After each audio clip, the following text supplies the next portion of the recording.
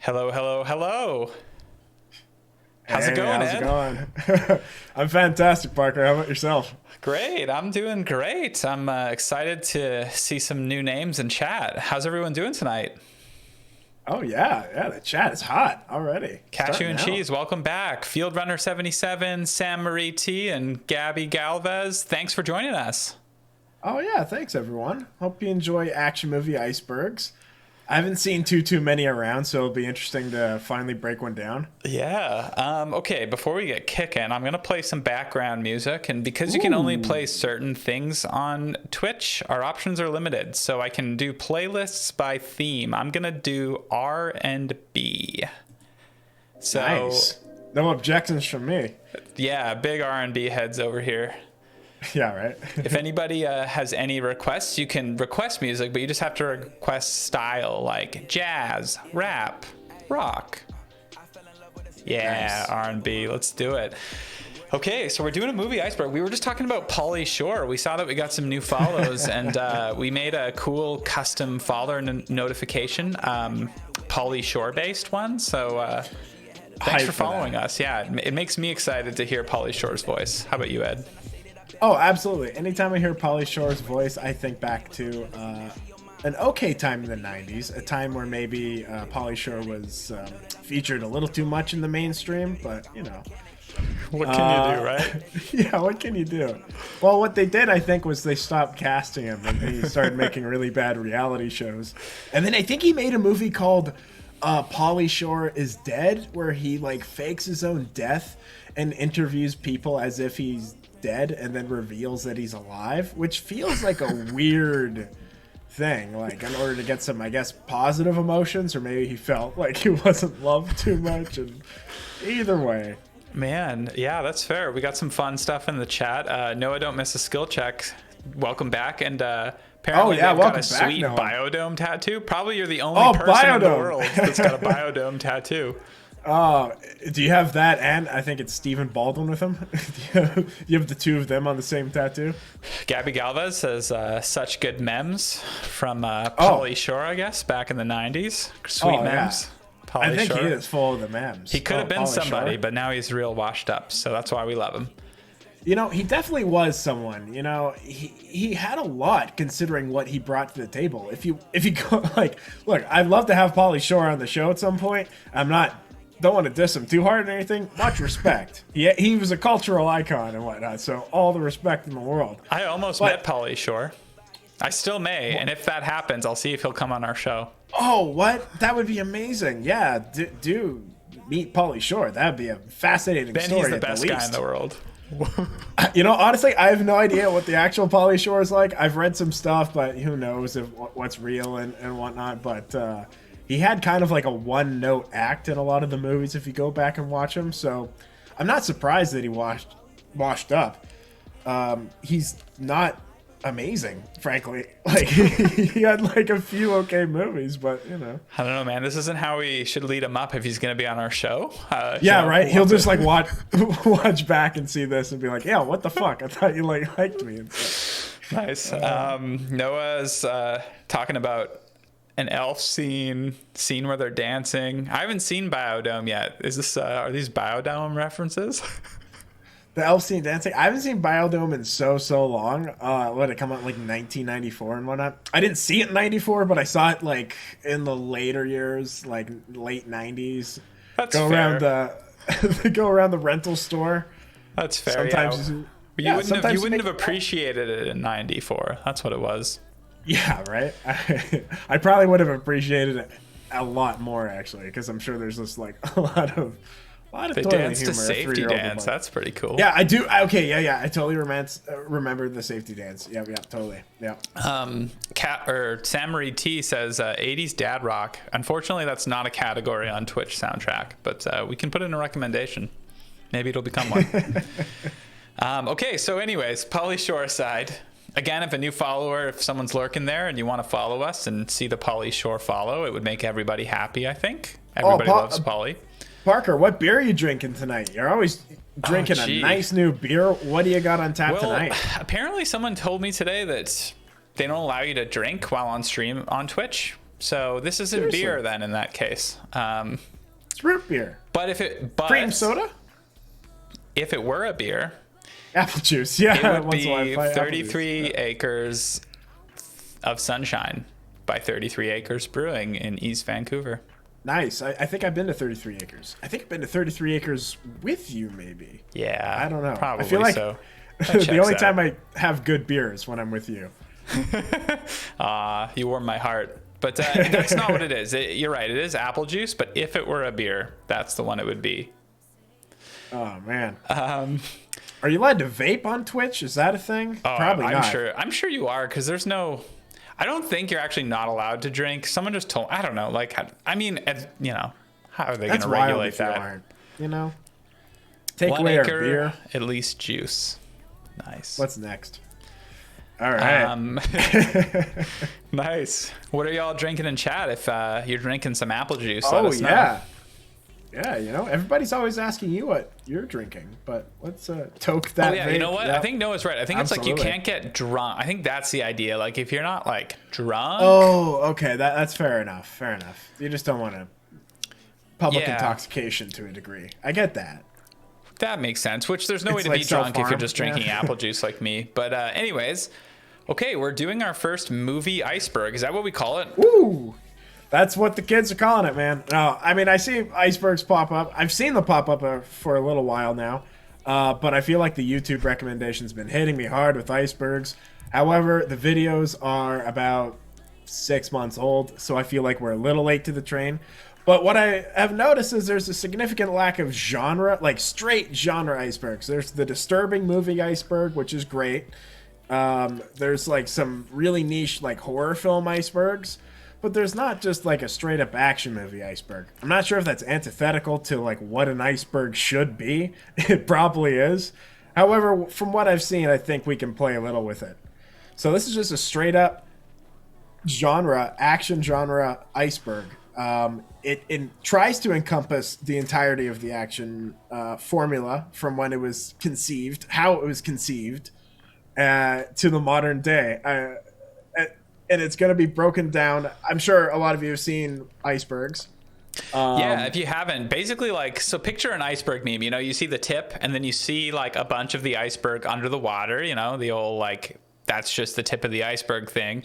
But then basically section by section, as you get deeper, you get, what do you get? Do you get more obscure or do you get more? Look, so Do you get most- smarter? I think a lot of film people would like to think that you get smarter, but you know, you get it more is just film more. credit, more Hollywood bucks. Yeah, it's like how you spent your time in your life, I guess, kind of dictates what you know and what you don't. But yeah, essentially, they get more obscure. And some icebergs, they get a little more joke filled towards the middle and towards the bottom. I tried to lean off of that and go a little more straight formula. But hey, Yeah. we'll see. There's a few jokes thrown in Okay, there. I like it. And we got some stuff here in chat. So What's the Wi-Fi thinks that we should also add What's Ed Vaping tonight as a segment. Oh, what's Ed vaping tonight? Are we allowed to talk about that sort of stuff? Because We'll look into it. But if you were vaping something, what would it be? if I was vaping something, right, it would be the Ready Can Outlaw Sativa vaped through a Dynavap, which is very, very nice. Wow, very specific in your hypothetical vape. Pretty cool, Yeah, man. right? Yeah. Nice, yeah. Also, Noah thinks that it's horse shit that you can't drink on stream. Thanks for your support, Noah. Field Runner 77 drinking. Is that a drink? Balvenie 12 year. That sounds like a very good Scotch or something. But I don't know my Scotches all that well yet. So please let me know if that is a good Scotch, and I'll check it out. Oh, snap. What's the Dynavap, Ed? Noah, the Dynavap. It's Dynavap, but I wish it was Dynovap. I wish it was shaped like a dinosaur. It's a little tiny metal vape that's battery free, and you use a lighter to ignite it, and it clicks when it's ready to go. You hold a butane torch to it, and it clicks when it's at the exact temperature for vaporization. And yeah, like I've used other vaporizers in the past, and they just aren't good, in my personal opinion. Except for maybe a Volcano vape, but those are like $600-700. But this was like on sale for like $60, so it was a fantastic alternative, and I think it's as good, if not better, than a volcano. So those are some fighting words. Sounds like some cool new tech. It is. It's very, very simple materials to make something that is pretty cool. It's well designed and well engineered, I should say. Nice. But yeah.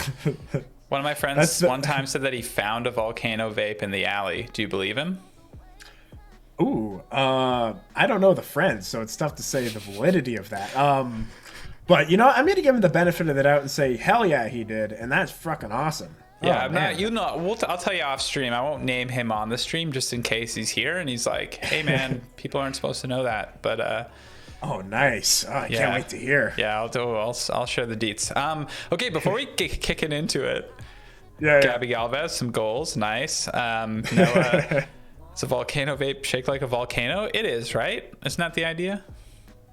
Is it shaped like a volcano? Kind of. Yeah, absolutely. It's like yeah, I'd say so. Scott's Eyes Only, what's up? Welcome back. I hope that you're not Charles Manson today and that you're somebody else, but we still accept you no matter who you are. Hey, even if you are Chucky. Chucky Manson's always welcome. Like a plume bag. So yeah, before we get kicking into tonight's Iceberg for the first time, we started a Discord. Yeah. What kind of stuff can you find on the Discord, Ed? Oh man, Parker, what can't you find in the Discord? I'd say right now the most poppin' thing is our movie memes. There's not a lot of public domain movie memes, but by God, the ones that do exist are in this Discord. Yes, there are. And we hope to have more. So come on, join the Discord. If you go to the About section on the Twitch page, there should be a link to take you right there. We have some movie tier lists that we've done recently. The finalized ones are in there. The video goes along with it in case you missed the stream. We have general movie discussion, public domain movie discussion, which, why shouldn't there be discussion about public domains, frankly? Yeah. I just saw that Noah missed a skill check. Says, you put your mouth over the blast zone, name of your sex tape. Over the blast zone. Oh, in reference to like the volcano, like if you're putting your mouth over the top. No, so you put a little attach. Real quick, I'll wrap it up and then we'll move along from vaping, because I'm sure some people are just like, they don't necessarily vape that, but you put a bag over top of it, and then there's a little device that hooks the bag up to the top and it fills it up, and boom, you're able to take some big hoots from the bag. All right, Noah, you're fine, man. We'll pack up the volcano talk. You're the one that kept it going, Noah. To be fair, if people wanted to talk about the volcano, if people commented, we want to talk hours about the volcano and whatnot and the Dynavap, I would. Absolutely. Good to know. So yeah, the Discord, there's going to be awesome movie memes. Also, any of the tier lists that we do, like we're going to post them there. You can see them. You can, if you missed the episode or whatever. Absolutely. And then they can be challenged in the future if you're like, this is a shitty tier list and you need to be educated about true film. And then we'll challenge it again or something like that. And if you have movie suggestions for us to watch in the future, any suggestions for things to do on the stream, hit us up there. Public domain movie suggestions. We're going to try to get more out there in the Twitch community. So I think we'll add something like rating and hosting. Like if you recommend us to like raid or host anybody else, it'd be good to know who's out there. So yeah, down below is the invite for our Discord. Go for it. And yeah, we'll just public domain memes are going to be a new hot format. Yeah, I hope so. I really hope so. Oh, I think they can be. They have the real potential, and only we can do that though. If we pool together. I'm going to try to post at least one a day. That's going to be my goal going forward. Hopefully there's some new fun stuff for there to look at. Sounds like you should incorporate vaping into those memes. It sounds like. Can you do vape tricks? Man, we opened up a real can of worms here. Can I do vape tricks? I mean, kind of. I could do the French inhale. I could do circles more with smoke than not, but I'm trying to avoid smoking. You want to take care of the lungs. Yeah, Field Runner. There's the Discord link for you. We did this tricky thing that if anyone says Discord in chat, it will send the link to you. So oh yeah, absolutely. Yeah. Oh nice, we got the Discord. Field Runner, welcome. Fantastic. Have a look around. enjoy yourself. Yeah, we want to, and yeah, if you have any recommendations for other like channels or fun things to do on the Discord, let us know. Someone told us about we could like privately do watch-alongs on Discord of movies that are not in the public domain because it's not Twitch, so that might be a thing. I don't know, but yeah, wee cashew and cheese, shit on stream. What? Shit on stream. Sam Marie T. Oh, like we physically shit on our stream, like defecate. I'm not sure if Twitch is gonna like that, but if you head over to our OnlyFans account, we definitely have some shitting videos. Yeah. Wow. Yeah. We'll make an OnlyFans and do whatever you want for money. Anything you want. Look, I'll do anything. We'll do anything for money. Separate, together, you name it. Oh man. Name it with anything you for your money. Okay, sorry. I saw we lost a viewer as soon as I said anything for your money. So just like beep, beep, beep, beep, beep. So maybe we'll move on and we'll keep with the Icebergs. Okay, action movie Icebergs. Should we kick it off then, or is there anything else we got to prime people on?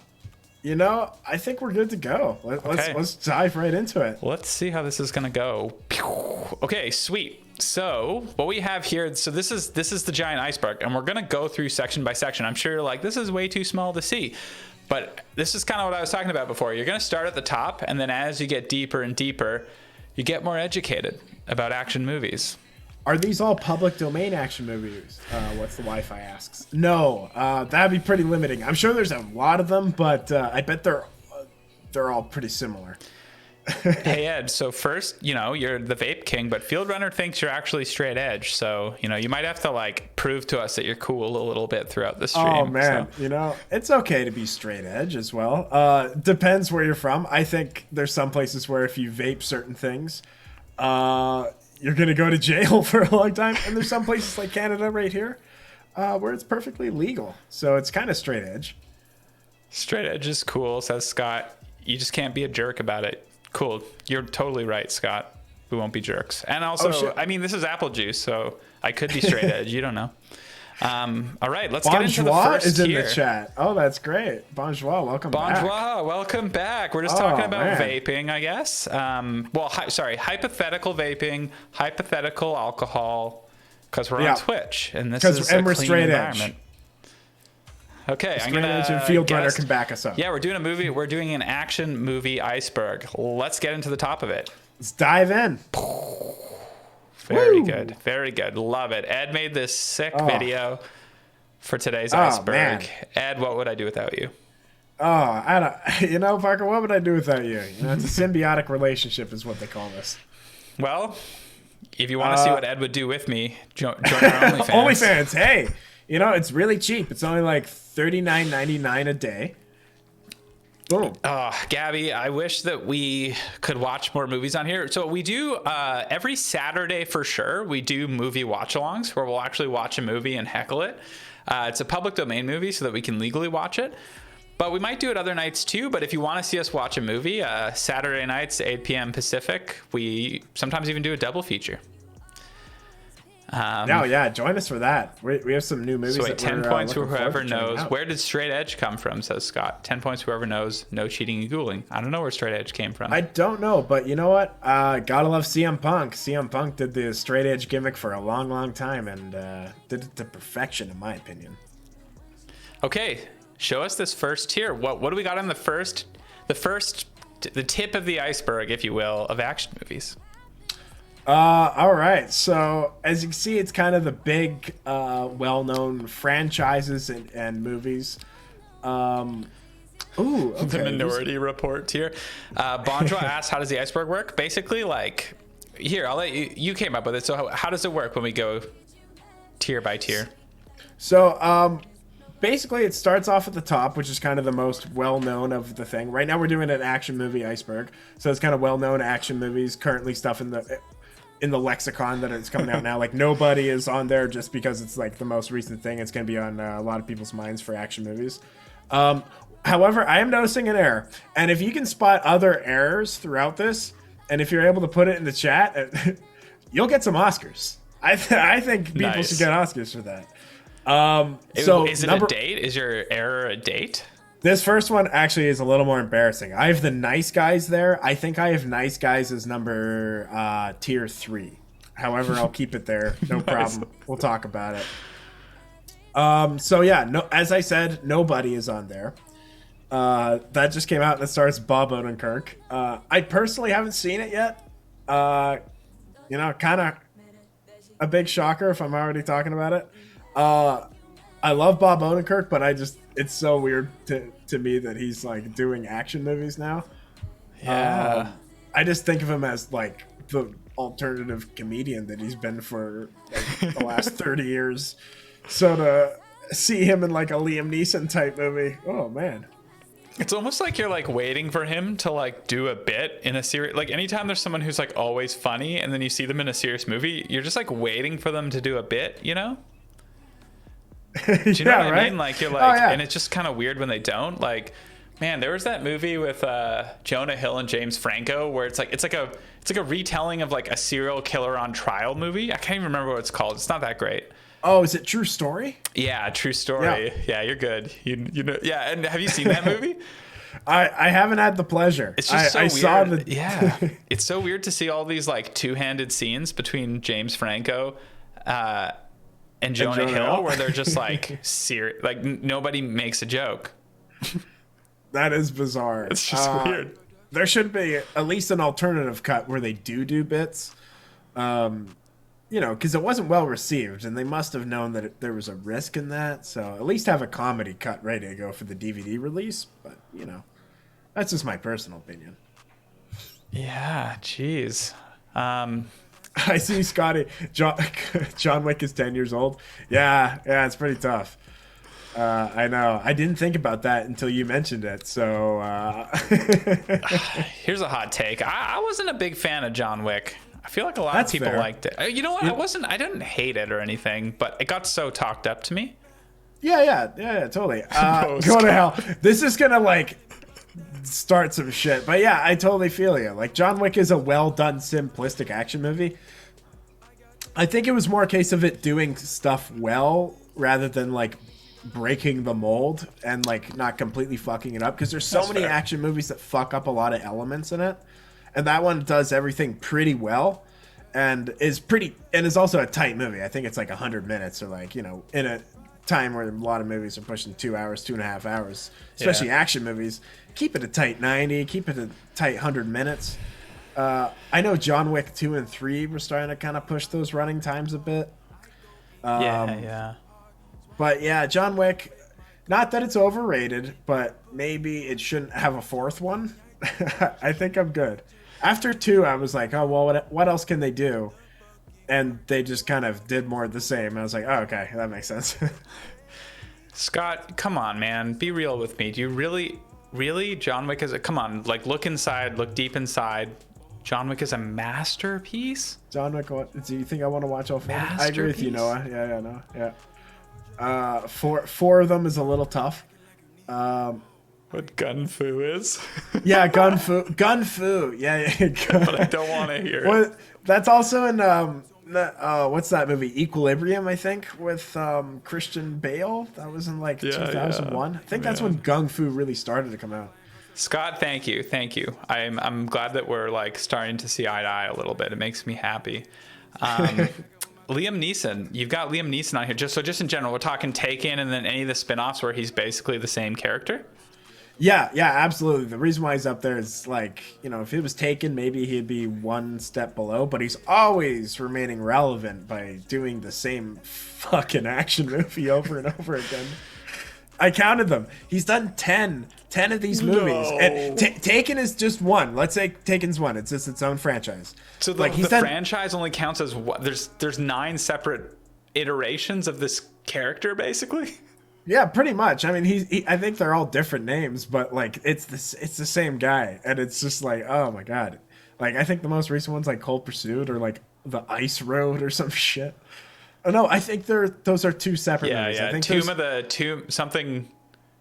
the something. I don't know.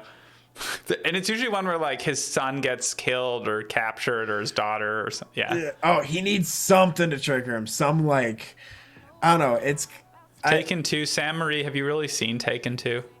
Let's be real. Taken 2. I think I did see Taken 2, but I definitely didn't see Taken 3.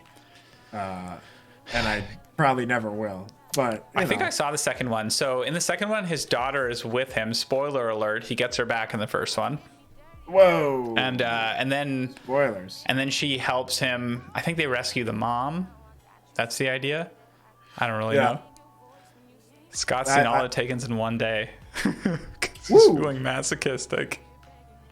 That's pretty intense. Yeah, iconic lines. You know what, Sam Marie? Indisputable. You're right. How many times have I heard somebody say they have a particular set of skills?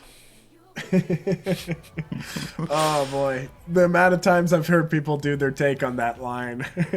Yeah. Man, it's Die iconic. Hard series. Die Hard. Die Hard, that's big. I mean, how can you not put that at the top? I think everybody's seen at least one Die Hard movie. Yeah, and if you haven't, in chat, have you not seen Die Hard? Let us know. We're if you haven't, you. at least I do recommend at least checking out maybe the first one to see where some of these formulas came from.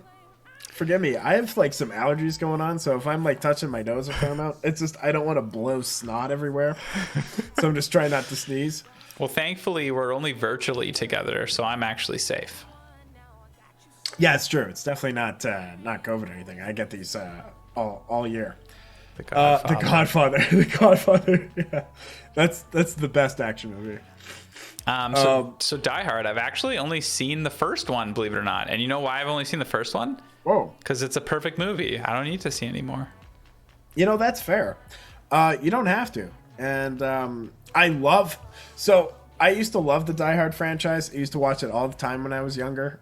In grade 7 and grade 8, I would watch it frequently. So I don't like the fourth one too much now. When I was younger, I loved it. When it first came out, thought it was great. Bruce Willis versus Bruce Springsteen, Scott says. The Boss versus Bruno. Noah also, I'd love to see that. Noah, you should watch your mouth. Fast and the Furious is a childhood gem of mine. I recognize the movie for what it is, but you know, it'll always have a special place in my heart, and I'm not a basic bitch, so. Yo, Noah, I love Parker, but yeah, you're right. Fast and Furious should be at the top in this tier, and it isn't in anything here. And I apologize. Fast and Furious should absolutely be here, and it should absolutely be at the top. We could do car movies this one. There's a lot. It'll just be the Fast and the Furious, all the Fast and Furious movies gone in 60 seconds. The Italian Job, I guess. I don't know. Yeah, the Italian Job. That sounds like a spoiler alert to kind of get a feel for it, but that seems like a tier 2, maybe tier 3. I feel like that hasn't caught up quite or not as many people watch that. Gabby loves the Italian Job. Yeah, you do. Yeah, Italian Job. Bullet, is Bullet gonna be in here? I don't want to spoil anything, but Okay. So yeah, you know what? Let's The Nice Guys. That's the Russell Crowe and is that Ryan Gosling? That is absolutely. Yeah. That's a Shane Black movie, and that was going to be on tier 3. Like I said, that was a mistake. But let's talk about it. I think it's a fantastic action movie. It's Shane Black's return to form, his second return to form. Shane Black has made a number of the movies on this list because of his twist on the action genre. He's able to take a script and just like subvert it. He's fantastic. So The Nice Guys is his like return to that. He did Kiss Kiss Bang Bang, which is not on this list because it was a mystery, and that was a nice subversion to almost the action genre. And The Nice Guys is a full-on take on the action genre, the 70s action genre, which is nice to see because a lot of people are kind of doing the 80s. Yeah. But yeah, so if you're looking for something that's clever, knows the formula, and plays with the formula to keep you entertained throughout constantly, then I highly recommend The Nice Guys. And the performances are great. I usually don't like Russell Crowe. I have my feelings on Russell Crowe. What? He's never been in a bad movie. Yeah, not a bad movie ever. Never. And I love his fucking band. Oh, boy. Just like Bruce Willis. Love his band. Yeah, and if you want to watch a movie that features 70s action but is actually the opposite and really shitty, you should watch the Starsky and Hutch remake with Johnny Knoxville, and I think it's Sean William Scott, is it? No, it's it's Owen Wilson and Ben Stiller. Oh, yeah. Oh, Jesus. I was totally off. Directed by Tom. Isn't there one with Johnny Knoxville? No, man. I No, don't even know. you're thinking of oh god, Dukes of Hazzard, I think. Yeah, fuck yeah, dude. I totally like those movies became one in my brain. Hi Ed, Brooke got me here. Oh, hey, how's it going? Hey Steven. Pels Escobar. Yeah, absolutely. This is Brooke's brother. Nice. Welcome to the chat. Yeah, that was my most embarrassing moment on the stream so far when I mixed up the Dukes of Hazzard remake with the Starsky and Hutch remake. So welcome. Which, to be fair, they're pretty similar. Honestly, yeah, like they really are. I guess so. Starsky and Hutch, they're cops, but then Dukes of Hazzard, they're like hillbillies, or I think that they're billies and they have like Confederate Jessica flags Simpson on their car. I think it was like yeah, full on Confederate flags. I'm not sure if they had that in the 2005 remake, but I believe the 70s was like full on. They might have, man. If anyone can fact check us on the Confederate flag and the remake, let us know, because then we'll no longer talk about this movie, because that's not freaking okay.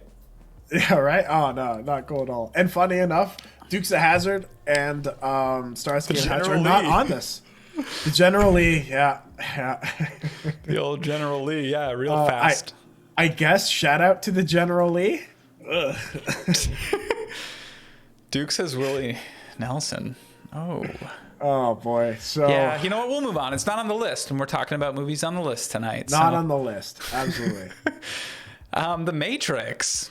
The Matrix. Do you like the Matrix? Do you like that? What do you think? Yeah. Honestly, yeah, totally. It was so influential. It's tough to say it wasn't great. I mean, a lot of the tropes that it inspired kind of hurt it in the long run. Like, there's so much fucking slow motion. There's so many just like movies where it has like close up gun porn and just like people clicking them, and how many guns can a person like have on them at one time.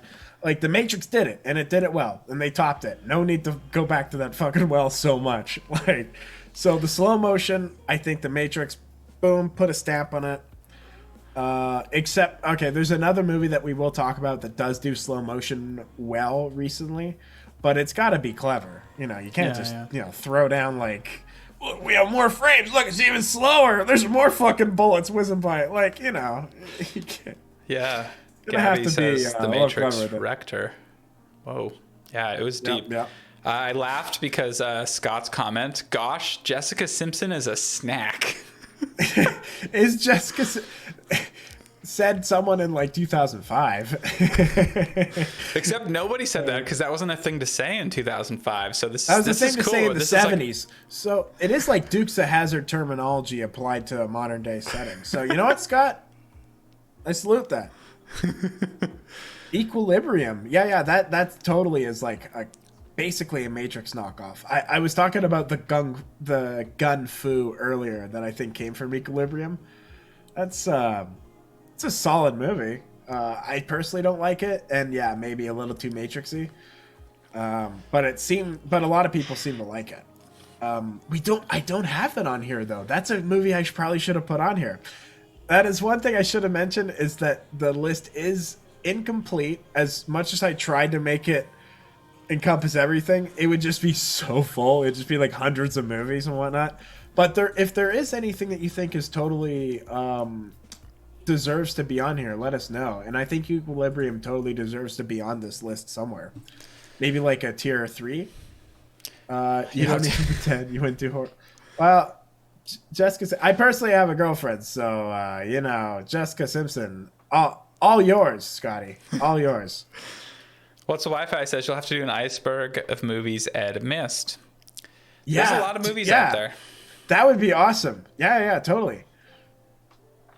Matrix, unlike many action movies, truly made people question the existence of the world. Yeah.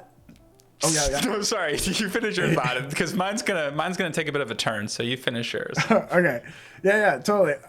Similar to the Truman Show, we were talking about Truman Show last time. Matrix is really good at that, and does make you kind of. The concept is so high, and such an awesome thing to think about. That it is really clever for an action movie. So I think that's why it stuck around. Was it was clever, and brought new things to the table, like the slow motion. The style was influential, so it just had everything going for it. But yeah, sorry, Parker. Yeah. No, it's okay. I'm gonna take what you said and rip it all down now. Today, somebody sent me this video. It's like one of those Screen Rant videos on YouTube where they like do a fake like the Matrix pitch, and so it's like a sketch, and someone's like pretending they're pitching the Matrix, and they're just like pointing out all the plot holes and stuff. And I was like, oh yeah, like I didn't really think of any of those plot holes. But actually, you know what? I'm gonna bring it back around, Ed, because that proves that the movie was so good in its style and whatever else that I didn't notice the many plot holes.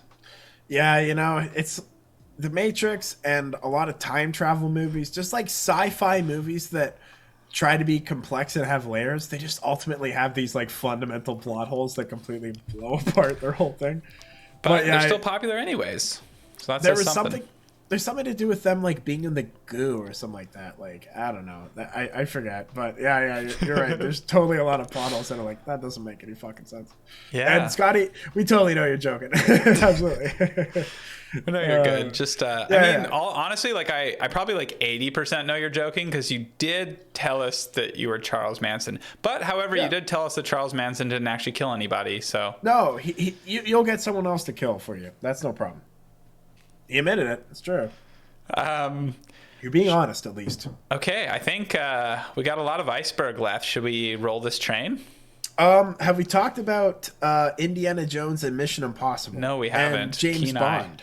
Or James Bond, no. We got it. Some of the most popular action series ever. Frankly, we don't have to spend too much time talking about them because those are probably the like three biggest like staples in action. Yeah, does anybody in chat have any questions about any three of those series? We can answer for you. We know everything there is to know about movies, so we can definitively answer for you. No, I don't. Any of your questions about these movies?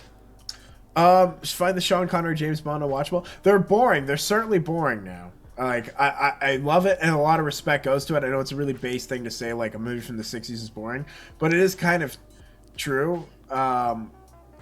Like they're kind of like they take a long time, like going place to place.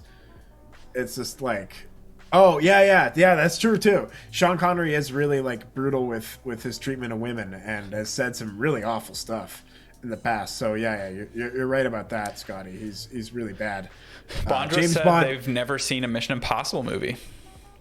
Oh, whoa, really? Okay. But you must know the theme song, right? I can't even hum it. It's like do do do do do do do do. How does it go? Man, it's when I was a kid, that song was everywhere. Yeah. You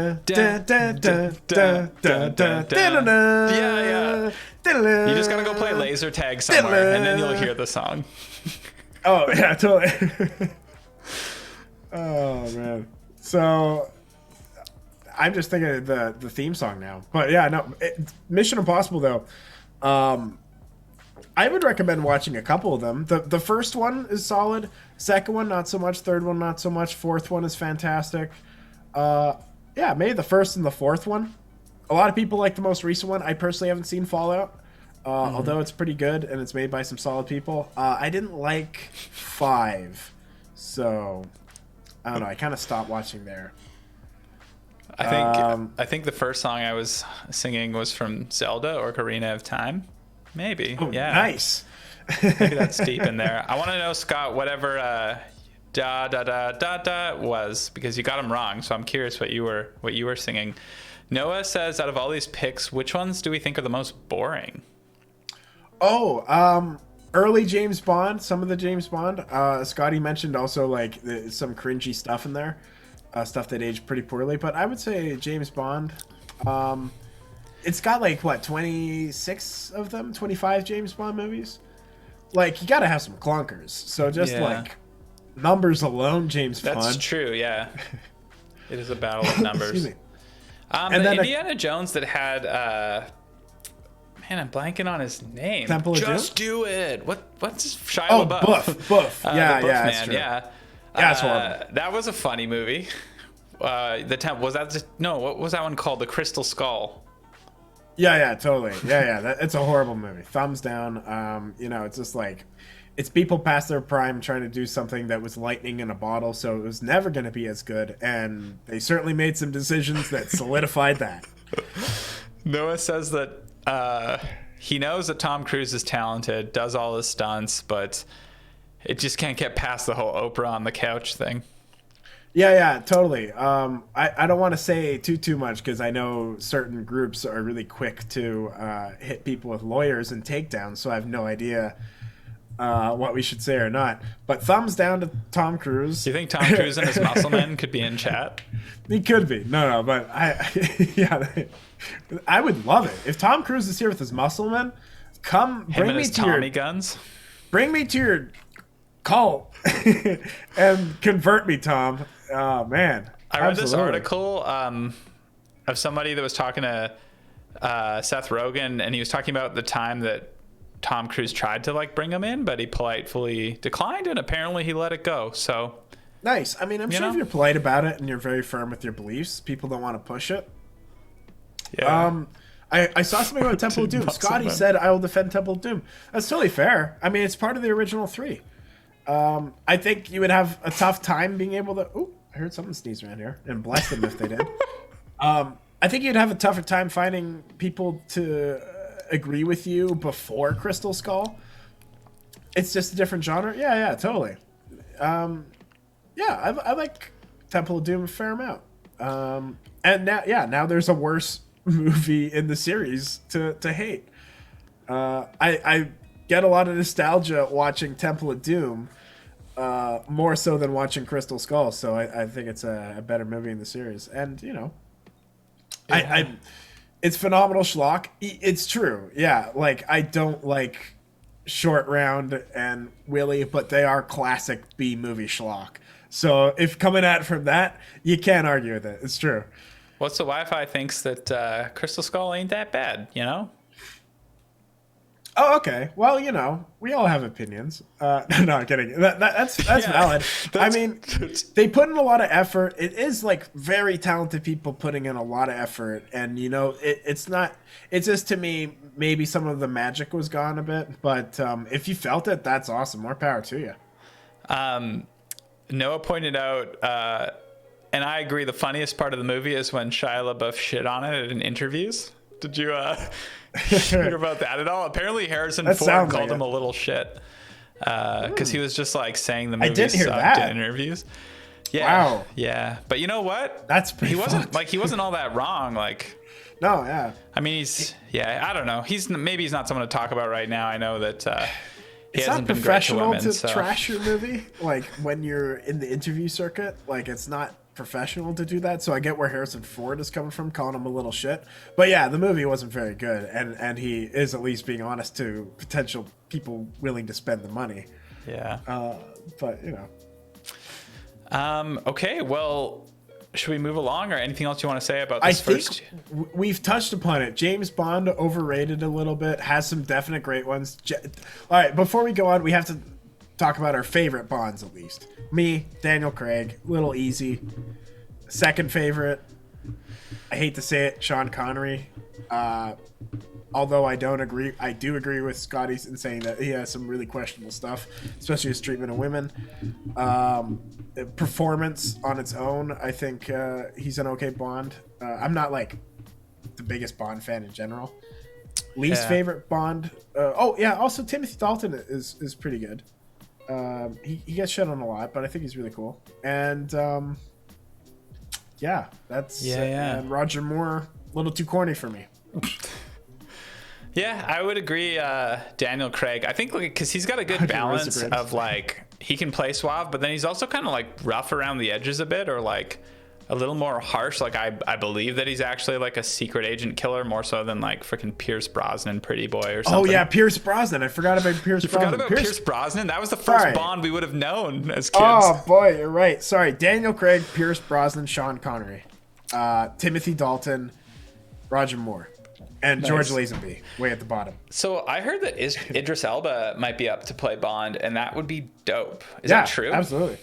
I've heard that mentioned a lot over the last, like, almost 10 years now. Yeah, that would be super cool. I think he's just getting a little old, maybe. But, I mean, make an old Bond. Go for it. That would be cool though. Try to watch a Pierce Brosnan movie now, Bond movie now, and you can't. Oh, I thought you meant just in general a Pierce Brosnan movie, but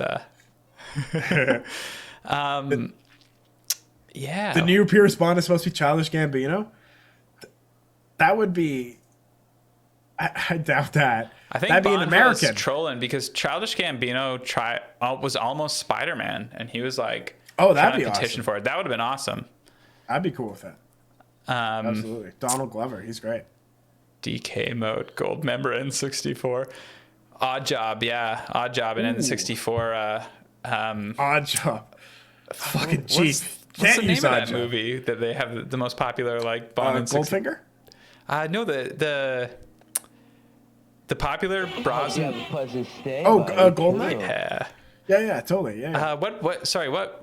Yeah, Goldeneye. Yeah, duh. Oh, hey, we got a new follower. Hey, yeah. Nice. Thanks for the follow, pals. Nice. Goldeneye, of course. Okay, shall we move on? You know, I think so. I think we've touched it all. Boom. Let's move on to the next tier. Let's get to the next group. You tried 10 minutes ago. No, it's all good. Nice. Okay, here we are. So now we're looking at the actual iceberg. We're on the iceberg itself. Yeah, here we go. Boom. This is what you're paying the big bucks for. Ooh. Just trying to figure out this Twitch. Well, hey, thanks for coming on and giving it a shot. Appreciate it. That's awesome. Oh, favorite series, top and least from before. Okay, let's just quick rapid fire it. Your favorite and your least favorite from the one before. Oh, from the last Iceberg? Yeah. Oh, top and bottom. Okay, let's go for Die Hard, number 1. Because the first 3. Just the first 3. 4 is bad. 5's horrible. Least favorite, James Bond, I think. Yeah, that's fair. You know, I would say, yeah, my most favorite. I'm gonna agree with you. That first Die Hard movie is just such a fun movie to watch. It's a Christmas classic. Least favorite, I want to say John Wick, but I think Scott's gonna get mad at me. So I think I will say. I don't know. Maybe Mission Impossible. I don't particularly dislike it, but I'm not really that into it. All right. And back we go. Okay, the next tier. What do we got, Ed?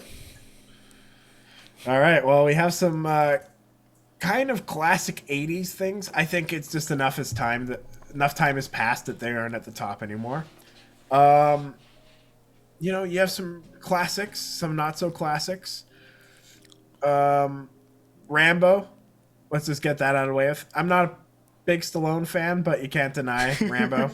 You know, he's the quintessential oiled up guy with a big machine gun blasting people. Yeah. So I can't deny that. So these movies, are you thinking these are like the ones before are almost like gateway action movies, where these are like once you like action movies, like you're gonna like jump to see these? Is that kind of the distinction? Yeah. I feel like these are like kind of more classic, like I hate to say it, like boys club action movies, like in the 80s where it was just like the dudes would go see the action movies. Like, you know, you got your Stallone and whatnot, and your Bad Boys and your Mad Max. Point Break is definitely a dude movie, even though it's directed by Catherine Bigelow. So they were kind of like, you know. Don't tell James Cameron that. Yeah, right. So I'm not like the biggest fan of that kind of machismo, whatnot, but you know, I tolerate it for some of these classic action movies. Yeah, Dirty Harry. Dirty Harry's great. What's the line? Come here and make my day, kid. No, what's the line? Oh yeah, totally. Go ahead, make my day. Yeah. And then the whole like, did I fire 5 shots or 6? Yeah. Yeah, totally. Dirty Harry is grossly misogynistic and definitely aimed only at men. It was, but the scary thing is, I think the third one was considered progressive at the time because it was like Tyne Daly playing with the boys in that one, but it is aged so poorly and yeah, it has some really bad stuff. You know, And however, it did inspire a lot of other action movies that were then smart enough to drop some of the misogyny, but still maintain some of the positives from the formula. Field Runner said Christmas is Die Hard and The Hunt for Red October.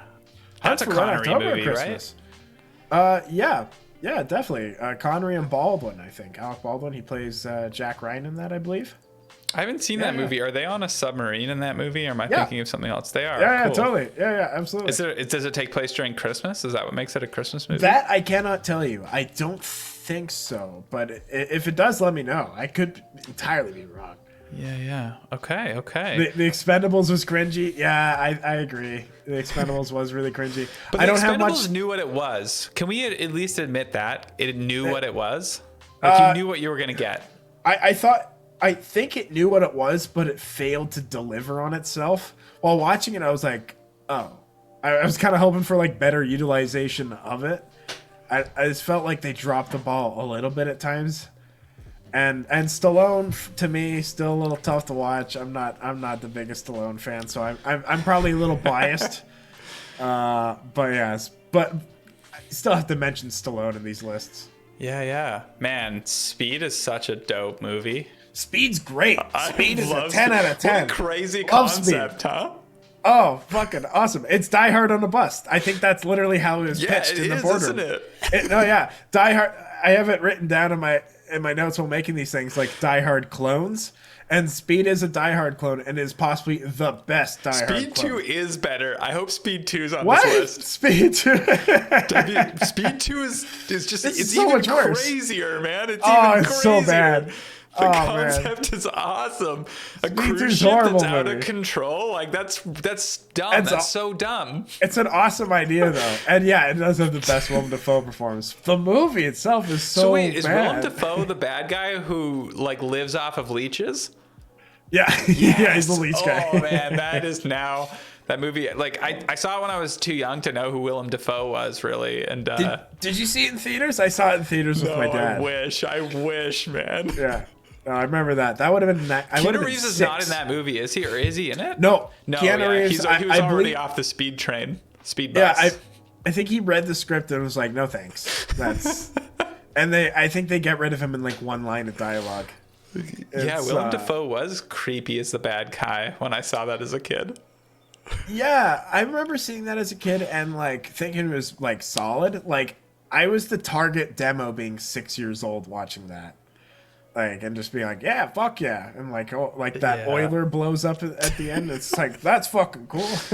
Yeah, Speed is so dope though. Is that Sandra Bullock in it with him? Yeah, Sandra Bullock, Keanu Reeves, Dennis Hopper. Dennis Hopper is such a good bad guy in that movie. Fantastic. He's fucking dope. Oh man, I love Dennis Hopper in that movie. And if I remember, at the end he like chases him onto the subway and there's like this subway showdown. Yeah. The Speed is 3 action movies in one. It has a cold open, which is essentially its own movie with the elevator action scene, which is such an awesome way to set up the whole movie. It's like 30 minutes of like edge of your seat suspense, and it delivers the goods, and it has like explosions. It's its own action movie. And if Speed was entirely them doing that elevator thing, it would have been great. But that was just the opening. And then it had the whole bus thing, which was a great concept and super entertaining. And then it had the whole subway section, which is unique in itself. It's like, you didn't need all these set pieces, but they did, and it was so good. Yeah, thank you, Hollywood.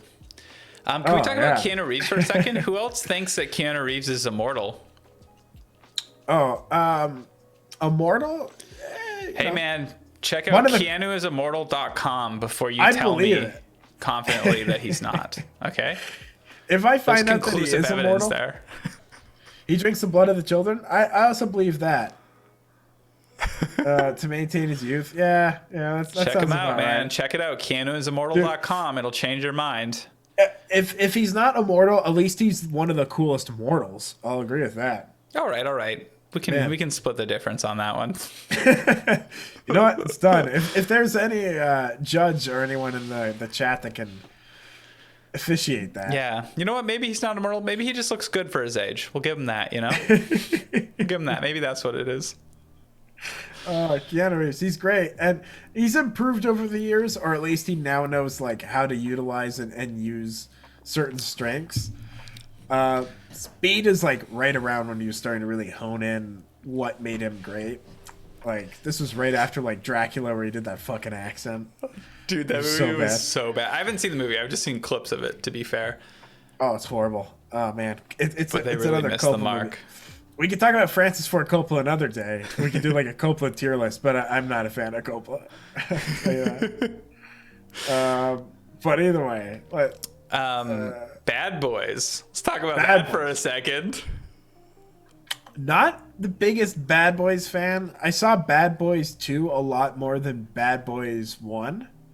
And yeah, and I saw Bad Boys 3 recently, which is horrible. Oh man, personally, if you like Bad Boys, just came out, didn't it? Yeah, I think like a year or two ago, and that was not good. Big old thumbs down. Yeah, I saw Bad Boys a long time ago. Don't really remember much, but I do enjoy me. Well, I thought I enjoyed me some Martin Lawrence as an action hero, and then Ed, we watched Blue Streak, which was a movie that I loved as a kid. I loved Blue Streak. Me too. Hey, saw it in theaters, and then watched it as an adult and was supremely disappointed. I remember watching that as a kid, and I think I got my fill of that then. And then I think I watched it again when I was like 11 and was like, oh, this thing fucking sucks. And then, yep. And my opinion hasn't changed in like 18 years. Well, I only realized that at age 30. So, hey, at least you came to the same conclusion. Scott says Blue Streak sounds like the title of a MyPad commercial. I'm here all week, folks. Blue Streak, though. If anyone in chat, I imagine no one in chat has seen Blue Streak. I got it, Scotty. I got it. I got what you meant. Yeah, Blue Streak, not a great movie. Bad Boys is better. Let's say we can agree on that, right? Yeah. Oh, Bad Boys is much better than Blue Streak, and utilizes Martin Lawrence, his talents a lot more. Because I don't think Martin Lawrence is a good leading man. I think he's funny as like he's a comedic sidekick. He's a stand-up comedian. He's he does bits really well. Yeah, absolutely. So to have him as the partner to Will Smith totally makes sense. Will Smith oozes charisma, oozes leading man. I want Will Smith. Will Smith also is really good at delivering the comedy too. So frankly, you don't really need Martin Lawrence there, but you got him. Yeah. Now I see that you've got Mad Max Tom Hardy here specifically. Why is that? I do. Because I think that's, again, a little more recent. And maybe a little more fresh on people's mind. The older Mad Max movies, I'm not too sure how many people have seen that. But the most recent one, I think a lot of people did. I mean, just looking at the box office numbers. I think Mad Max is a great cult hit. It's very influential. Like that and Road Warrior had great influence. And, the latest Mad Max is, in a way, like a quasi remake of the Road Warrior. Like it has a lot of the same story beats and a lot of the same like kind of action pieces. But you know what? Yeah, and I think that's the only one I've seen. I think. Yeah, so that's kind of why it's, I think, a little higher up there. And it's awesome. I'm a big fan of the most recent Mad Max movie. It took a long time to get there. Like he tried to get that movie made for so long because Mad Max was just a cult hit and it was super low budget. So to try to get a big budget version of it, it was a risk. It was a big risk. Did you know apparently the original Mad Max was supposed to take place in like an actual dystopian city in Australia, but they didn't have any budget, so then they like switched it to be in the desert because they could just like film it in the desert. Yeah, absolutely. Whatever, the outback. I mean, it was like a $375,000 budget. Like that's That's not much. Yeah. What's the director's name again? George Miller, I believe. George Miller. Yeah, that's right. So apparently I heard that he doesn't actually like write scripts for these movies. He just like makes storyboards. Like he actually like visually writes the movie essentially. Yeah, and that totally makes sense. I don't know 100%, but I definitely have read like him like writing stuff down on napkins, like, or like I think like a lot like every true genius does, right? Yeah, right. What do I have? A napkin? Fuck. Do I have my iPhone? No, but that's geniuses better don't story. carry writing implements. No. But that's their geniuses. Yeah, I think like you can really see that he like wrote it with like the visuals in mind, because yeah, it is really visually compelling, right? Like, oh, absolutely, it's visually compelling, and a lot of it's practical stunts.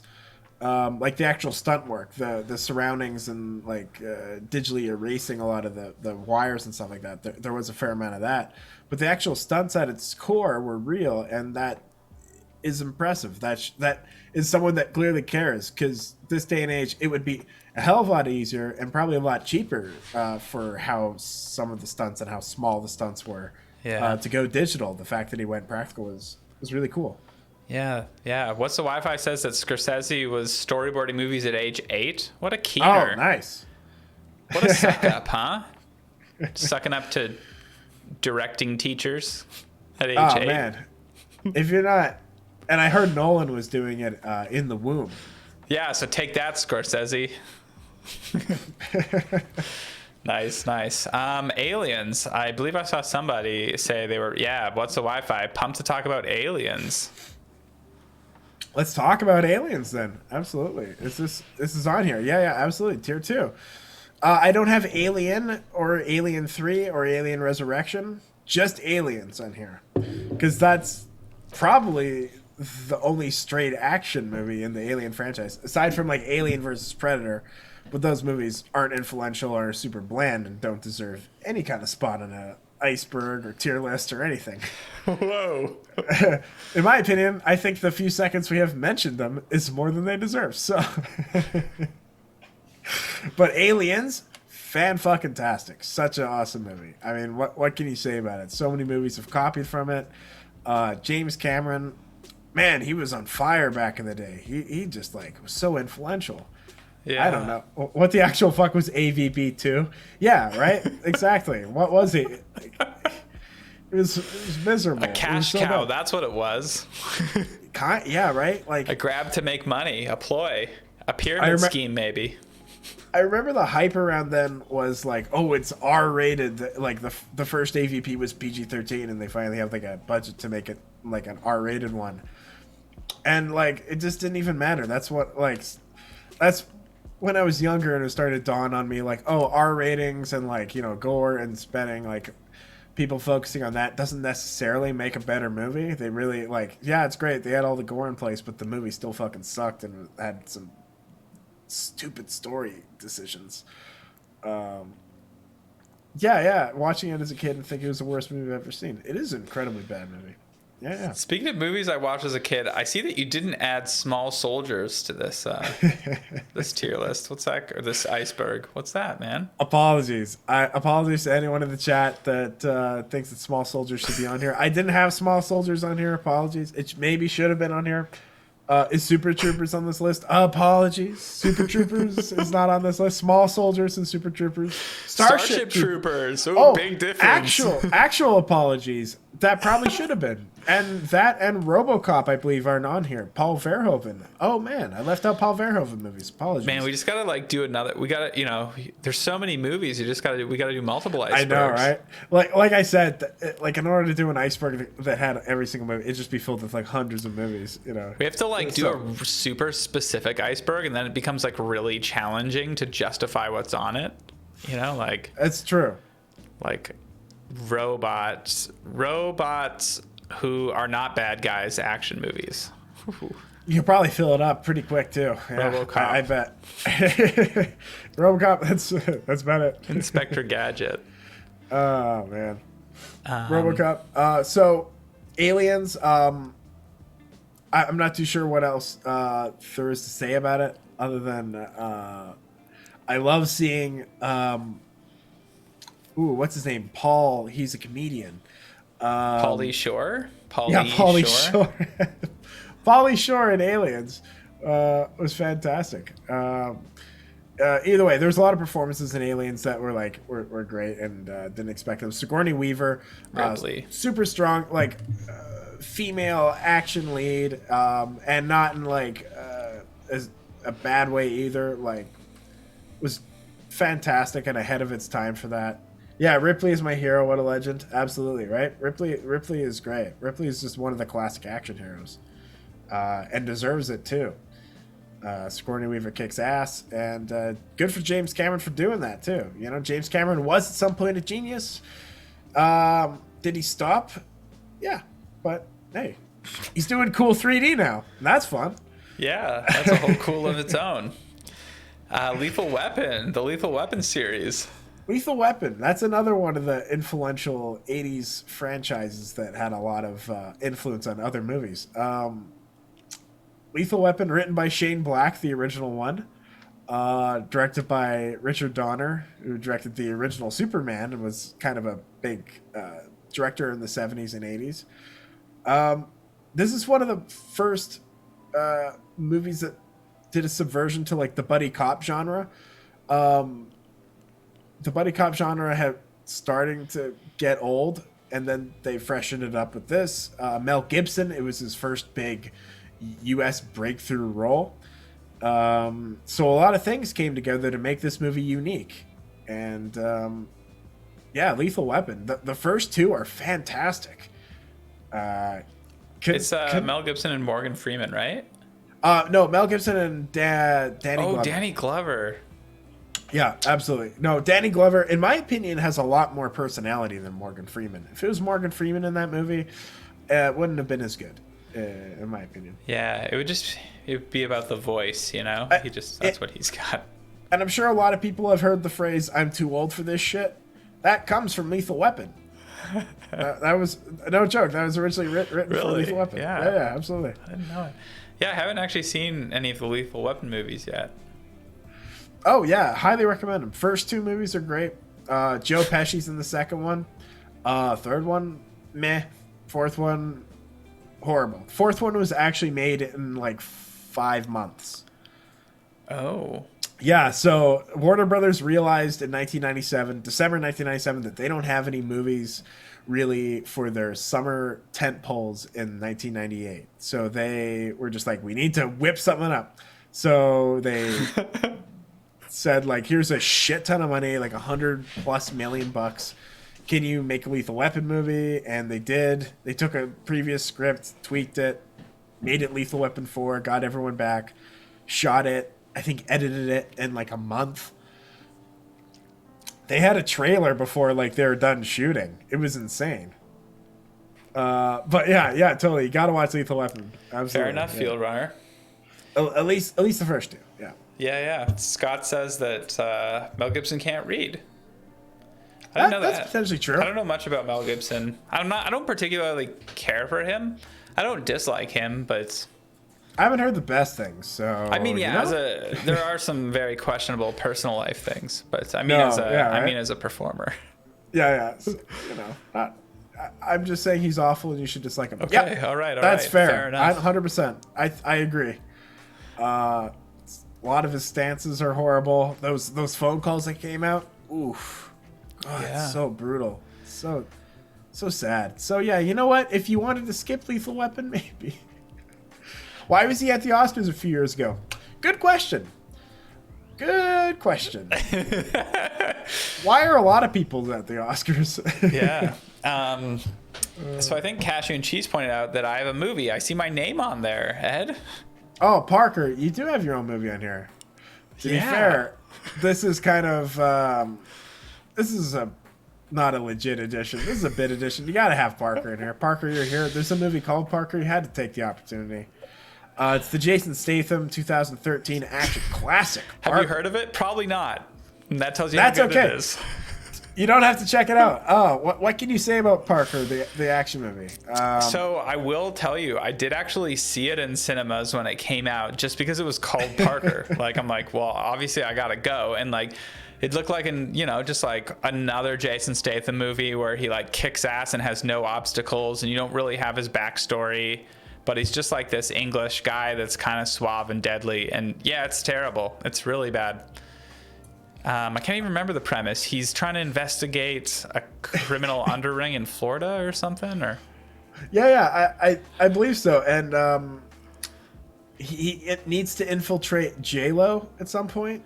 I remember him pretending to be a lot of people, like wearing a lot of different outfits, but not changing his character at all. Like, it's still just Jason Statham saying like, "Hey, how's it going, Mike?" Yeah.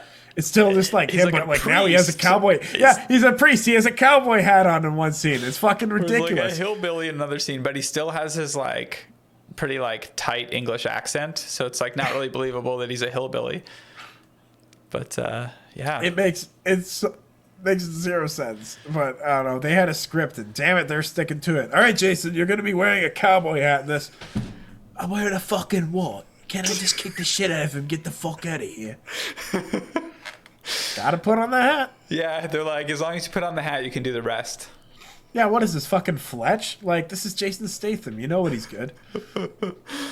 Death Race. That's basically Twisted Metal in a movie, right? Is that what it was? Death Race. I wish I had Death Race in here. Or it's like they're death row inmates, but then they're like racing, but it's like a survival of the fittest type thing, or? Yeah, totally. It's like race to win your freedom. Like, the person that wins the tournament, I believe, gets like set free, which is horrible because it's like the worst person in that, like the most violent and most ruthless criminal will win.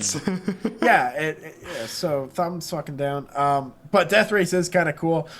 You know, honestly, I'm not sure if it quite belongs on this list. To be fair, I don't think Parker belongs on this list. But if your name wasn't Parker, it wouldn't be on there. You're getting some love on your impressions, so.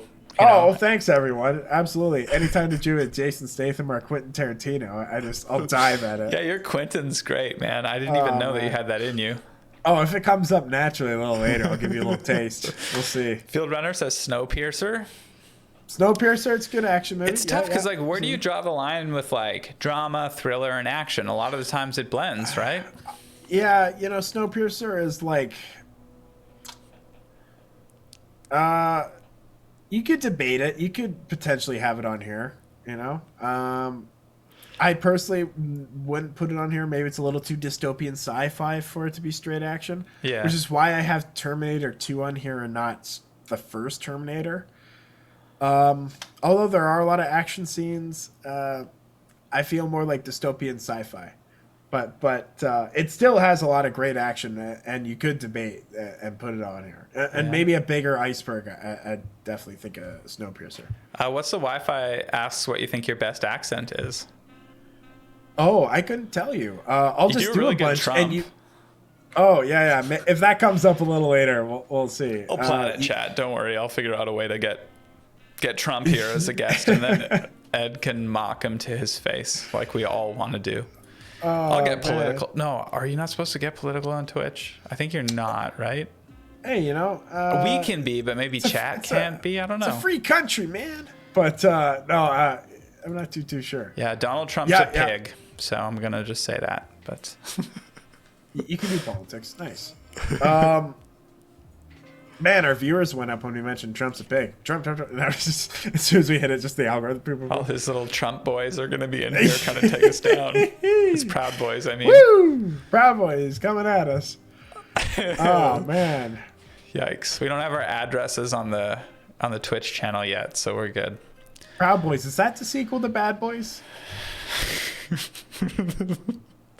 They're not bad anymore. They're proud. Oh, Jesus. Let's move right on. Did we talk about Terminator 2? You kind of made a good segue into it. No, we haven't talked about Terminator 2. Another Cameron on here. James Cameron, knocking him out of the park. He did The Abyss after Aliens, which was kind of a step down. I mean, I hate to say a step down, but it wasn't as iconic as Aliens or Terminator 2. Came right back with Terminator 2. Like, again, Linda Hamilton. I mean, Arnold Schwarzenegger is the action star, but Linda Hamilton is also a very strong female action lead in this movie, along with Sigourney Weaver, another James Cameron movie, in Aliens. So good for Jimmy Cams. He's doing it. He's progressive. He's doing it in the 90s, and it's a kick-ass movie. Again, it's very hard-pressed to find a better action movie than Terminator 2. I see that it's usually... When I was younger, it was always the standard of the best action movie. I'm not too sure if it's still there. It should be on the Mount Rushmore, I think, of action movies. The reason why it's maybe a step below is I think the relevancy of it has died down a bit. People aren't talking about it as much. It's certainly better than all the other... I don't want to say all the other Terminator movies, because the first Terminator is great. It's just not really an action movie. That is definitely more of a sci-fi movie, in my opinion. But Terminator 2 is set the stage. There's a lot of copycats after it. The practical stunt work in Terminator 2 is so amazing, and some of the stuff they're doing with it. The car chase in the LA River, it's phenomenal. It's crazy stuff. And not to mention the CGI. Like, before CGI was used, this movie used it very tastefully and sparingly, and as a way to impress the audience rather than as a cheap way to get out of something. So Terminator 2 did everything right, and I think it's like a flawless action movie. That's all. That's all I have to say about Terminator 2. Chappie, is that the one? Oh yeah, Chappie with with Sigourney Weaver. The guy that made Elysium, Neil Blomkamp, I think he the person with Chappie. I think so. Oh, it's Dev Patel. Yeah, Dev Patel. Nice. Chappie. I remember seeing Chappie. I wasn't the biggest fan of Chappie. I love District 9 though, and I think that Neil Blomkamp is really, really talented director, and he learned a lot of stuff locally here in Vancouver. Whoop up, you. Yeah, that's super cool. Dev Patel, he's been in a lot of stuff. What's that one? I think, is he in that one where it's like a movie for baby boomers that's like, it's kind of like an Americanized, like, go to India and you'll have fun, where they like have a hotel. The Last Exotic Marigold Hotel. A movie is Dev for Patel seniors. in that movie? Happy senior movies where they put like Dame Judi Dench and like Bill Nighy in like a movie, and just, like, right. And it's just like retirees. Do they finally something for the 80-year-olds? Yeah, the best Marigold Hotel or something. The Last Exotic Marigold Hotel. I think that's what it's called, or maybe the Best Exotic Marigold Hotel. I think it's the best, and then there's the second best. Yeah, that's right. That's right. They literally had to put the word exotic in it to be like, so that like when a boomer's looking at the DVD cover, like, oh, this is safe. I'll like this. Exotic. Nice. Ooh. Exotic. So I'm not just wasting my money. Why am I being a dick? You know what? That movie's probably, people like that movie. You know, I don't know. You know what? You can double down on I think it's fine. I think I might have seen the second one on an airplane. Ooh. Man, imagine not seeing the first one and then just like dying. I saw one of them. I'm pretty sure I only saw the second one because it was on an airplane, and I was like, that was worth my time because I'm stuck on an airplane. Yeah, it's fair. Like it's good. They're good actors, but it totally is made for a certain demographic. Yeah, thanks for calling Dame Judi Dench Dame properly, Dame, with her title. Absolutely. You got to respect that sort of thing. I'm a big fan of the Royals, the royal family. I was named after the Royals. Me and my siblings were. Really? Represent to the royal family. Yeah, actually, I don't like the royal family, but yeah, we were named after them. Well, that's pretty cool. I didn't know that about you. Yeah. So who's Ed? Which I'm not really all that familiar with the royal family. Which one? Edward is like a prince, or Prince Ed, and I think King Edward. There was a King Edward. Oh yeah, there's King always Edward a King II, Edward. who died from a hot poker in the tush. Oh, cool. Well, I hope you don't suffer that fate. Guess whose brother pointed that out a lot as a joke? Oh man. That's tough. It's actually kind of funny though. I do think that was pretty funny. I don't know if it's 100% true. Now that I'm thinking about it, like, huh, I think I did look it up independently and see that it was true. Which, to be fair, if you're gonna make some sort of joke, historically, that's kind of funny. So Yeah. I'll give it a half thumb. Nice. Disaster. Like disaster movies from the 90s. Like Twister? Like Twister, man. You got it, man. You got it. Absolutely. Disaster movies from the 90s, like Independence Day, Godzilla, a lot of basically all the Roland Emmerich movies, some of the Michael Bay ones, you know. Yeah, like 2012, Deep Impact, Michael Bay, Armageddon, the lesser of the two, I think. Yeah, those movies, they came and went. They were basically just a rehash of the 70s disaster movies, which may or may not be coming up a little later. Ooh. But yeah, those were all kind of the same. Like, I thought they needed a shout out, but they definitely didn't need to be individualized, in my opinion. Like Independence Day, you know, I like it. It's great. It's iconic and a lot of fun. But it, like, when you break down the story and the characters, it doesn't stand out too much. So I kind of lumped it in with that and Godzilla in like 2012. Armageddon. I remember that McDonald's made an Armageddon themed McFlurry. Freaking loved that as a kid. I think it was like nerds, to be honest, that were like little rocks, little asteroids or something. That is Armageddon. I don't know. Yeah, it was something that would, I think it was like asteroidy, but like candy in it. And yeah, I had a lot of McDonald's as a kid, you know? Oh, same here, man. It was... Yeah. That was my diet primarily. And they had a great McFlurry. If anyone in chat knows what the Armageddon McFlurry was made of, I would love to know. So, Ooh, you probably find that on the Google. Yeah, it was really good. They haven't made it in so many years. How about the Core? The Core probably snuck by. That was probably like what, 2002 that the Core was. The Core, I think it was 2005. I didn't like the Core. That was just like too much like Armageddon and like all the other ones. I was like, this does not have enough of its own personality to stand on its own. Yeah. Personally, however, the Core. You know, so what's the premise is that something like global warming is happening, but they need to reboot the core. Yeah, they need to restart the core. The core is gonna fucking stop or some shit, and then it's gonna like stop. 1998 Godzilla. How do I feel about it? I saw it in theaters. I have a lot of positive feelings towards it. However, I'm nowadays I know I hate to say it. It's trash. It's got some terrible acting. Matthew Broderick again. I think we mentioned him a few days ago as well. Yeah, we did. He was a bad guy in The Cable Guy. Yeah, the bad. Yeah. So he's a bad guy in real life. He's a murderer. That's Broderick? true. Matthew Broderick's a murderer. Sorry, that's a little harsh calling him a murderer, but he killed 2 people. Wait, did he get drunk and hit somebody with his car or something? Or I'm not sure if he was drunk, but he did hit 2 people. Yeah, manslaughter. It's manslaughter. Yeah, he hit 2 people with his car, killed a mother and a daughter while driving in Ireland.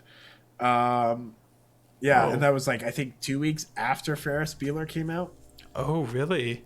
Oh yeah. And he got away with it, but there's just, you know, either way. I don't need to talk about it too much. But yeah, it's got Deadeye Broderick in it. You can tell. You can see it in his eyes. You can see the murderer, the 1,000-yard stare murderer. Jeez. Well, now I'm going to think differently about Ferris Bueller. I didn't know that happened. Ferris Bueller is made when he still had a pep in his eyes, like War Games pep in his eye. Yeah. Before he had blood on his hands. Ooh. Yeah. Point Break. Point Break. I don't have too much to say about this movie because I'm not a huge fan.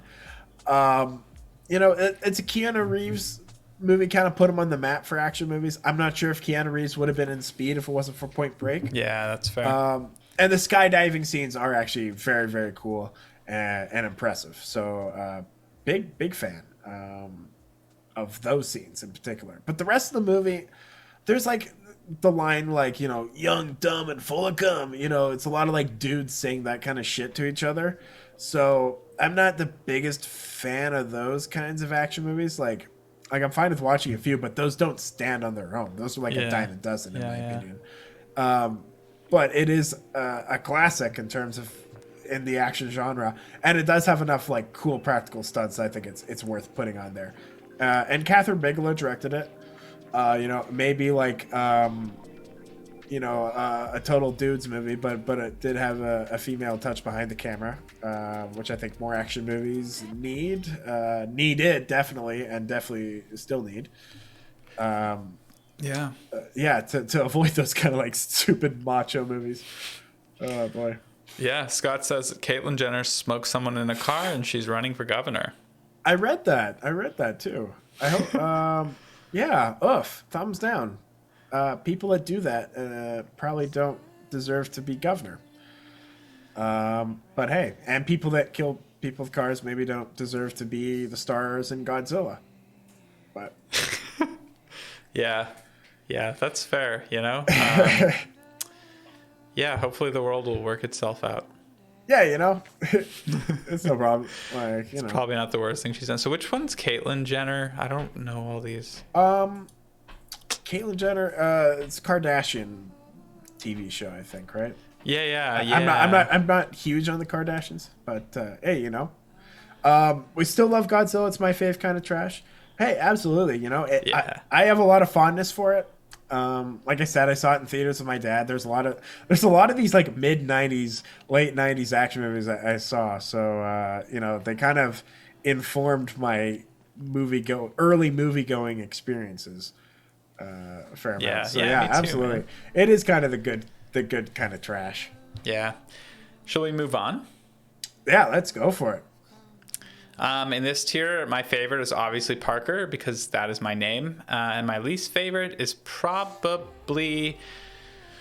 Gonna go with Dirty Harry because it hasn't aged well. That's fair. Man, there's so many good ones in this. Like, my top three... Oh, man. Yeah, top three. Terminator 2, Speed, and Mad Max. Like, and I love Lethal Weapon. Like, there's so many. It's hard to find ones I don't like. For ones that I don't like Parker. That was in there as a bit. So Parker, no, sorry, but like Bad Boys, not my kind of thing. I like the second one. It's okay-ish, a little long. Point Blank, So you know what? I'm gonna double down. I'm gonna go for Speed because I think that's the most fun. When I think right now, what movie would I want to watch right now? I think Speed. I just think that's really really fun. So. Yeah. And then worst dude, one, who am I kidding? It's Parker. not mine's not Parker. Speed is obviously my favorite one there. Right? Like it's so fun. Like now, I'm looking at all these. There's some that I'm like in my head, like, oh, these are better movies. But I'm like, I fucking love Speed though. Speed's tight. Yeah, man. All right, Scott. Wow, Caitlyn Jenner sounds like a complicated person. Oh yeah, 100%. Let's move along. Here we go. Nice. Now we're Okay, talking. now we're under the water. We're getting there, man. We're getting there. What's this group all about? We're getting further and further. Like a little more. I wouldn't say these are obscure yet. But these are. And you can see by some of them, but they're slightly older and maybe ones that don't quite come to mind. Or as you can see, some of them are full like groups of movie, like mid 2000s video game action movies. Starting to get a little more specific. Steven Seagal's down here because damn it, he doesn't deserve to be in the Iceberg, the Out of the Water. Not a huge fan. I don't know if Great Escape is an action movie. That's fair. I think the first half is a lot of build up, but there is a lot of like action for the time. I was kind of like, grading it on the scale. Like it was like I'd say a big action movie for the '60s, and definitely did influence a lot. Because the action movie wasn't really fully a genre until a little later on, in like the 50s and 60s. It definitely started to get formed. Like there's parts of it in like gangster movies in the 30s and parts of it in Western movies, and parts of it in adventure movies. Like, there's definitely some other mentions of older adventure movies. that then formed the action genre. So this is kind of like the early action-y kind of movies. So Great Escape is maybe a little more of a war movie than I'd say an action movie straight up. But it does have a lot of like, I'd say it's enough of an action movie for the time to definitely be put on the list, or at least get a mention. But when I say like influential action movie, Great Escape, maybe not, but for the time, I think it should definitely get a mention. Bondra says, "Damn, no Guy Ritchie movies." No Guy Ritchie movies. I'm trying to think if there are a little later on. I don't think so. He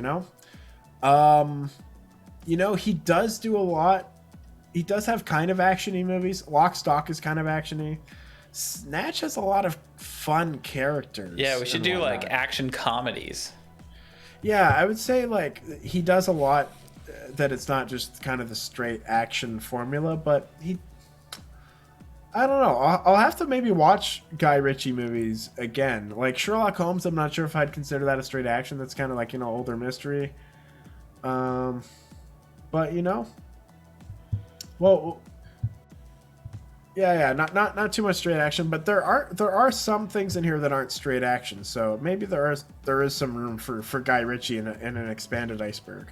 Yeah, sure. We could put something from there. Mid 2000s video game movies. Give me some examples.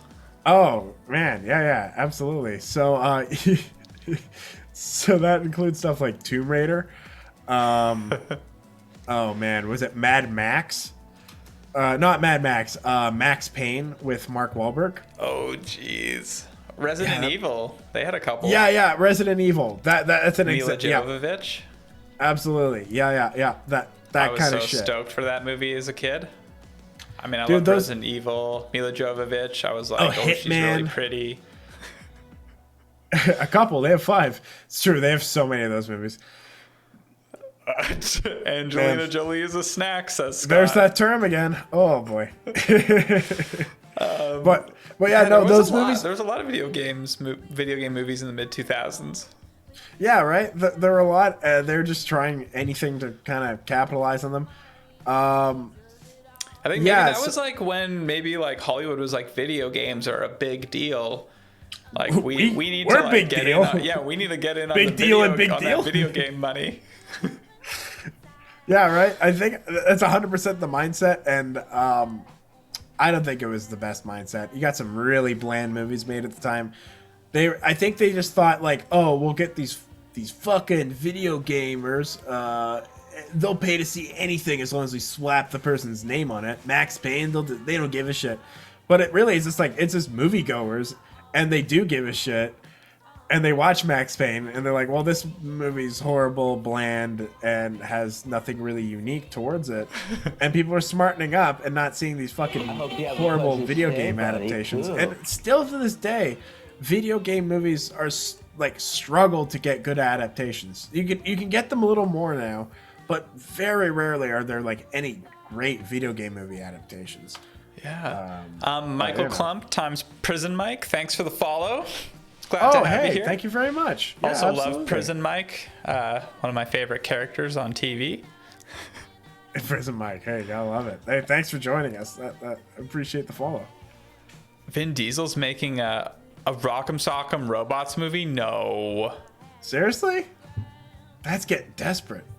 Michael, hey, what's up? Yeah, we're just going through an iceberg of action movies, and we're starting to get a little bit deep now, so we're getting a little into it. Beverly Hills Cop. I love that movie. Beverly Hills Cop's great, right? Absolutely. That is like a quintessential action movie from the 80s. It's got a lot of comedy, but that's one of those movies I think has a little more action than it does comedies looking back on it. There's some super funny things, and the jokes pretty much all land. There are more jokes that land in that movie than like comedies try for that actually work. So I can see why this movie's considered kind of super funny, is because the jokes all work, but the action is so great and unique, and there's it's gritty too. Like the opening scene where his friend is shot in the hallway. Like he gets shot in the head twice, and it's very realistic. Yeah, and yeah. Right? Like that scene sticks. Like the filmmakers know that is going to stick, and like it was just odd doing that in kind of a comedy.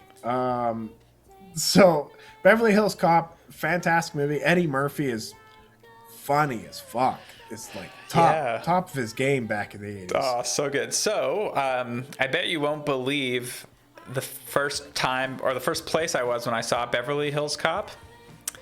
I was in a high school math class when I saw Beverly Hills Cop for the first time. So I kid you not, I had this math teacher. It was like, it's like when it's like the week before Christmas break, and then like the teachers just kind of like chill out and you don't really go to class. And so in math class, the teacher was gonna put on this movie. I can't even remember what it's called, but it's this like it's this math movie, basically. It's like this math teacher that's like got this class of troubled kids, and he's gonna like train them to like kill the SATs. With Edward James Olmos? Yes. That's the Stand and Deliver. Is it Stand and Deliver? I think or something like that. I don't know. It's anyways, we were supposed to watch that movie, and the DVD or whatever was like scratched and wouldn't play. And then this math teacher was just the coolest guy, and he's like, I'm gonna pop on Beverly Hills Cop. And I was like, I couldn't believe it, dude. It was like, I was like, this is not okay to watch in a high school math class, but everyone loved it. Like, we were having a great time. How can you not? The music's kicking. Yeah, Murph is at the top of the game. The action's tight. Michael, what's up? We're doing great. We hope you're doing great. And if you got any movie chat, come at us. If you have any questions about movies, we know everything there is to know about movies, believe it or not. Again, no. So we can answer any question definitively. Scott says, have we seen Hobo with a Shotgun? I actually have. I saw it when it like first came out, and I don't remember much because that was originally a trailer of Grindhouse. Yeah, that's right. It was a Grindhouse trailer. And then, and then it got made into a movie. Yeah, I haven't seen the full movie, but I do remember the Grindhouse trailer. And it was like the Machete thing. Yep, totally. Machete, I did see in the theaters, and I liked a lot. Not a lot, but I did like it. I thought. That's just like a real Robert Rodriguez thing to do, right? Where he like makes a trailer about a movie as a joke, and then makes the real movie later. Fuck. Man, I used to love Robert Rodriguez. Maybe something from Robert Rodriguez appears on the list. Who knows? But I used to love him. Then he just too many kids movies that weren't very good, and kind of killed it for me.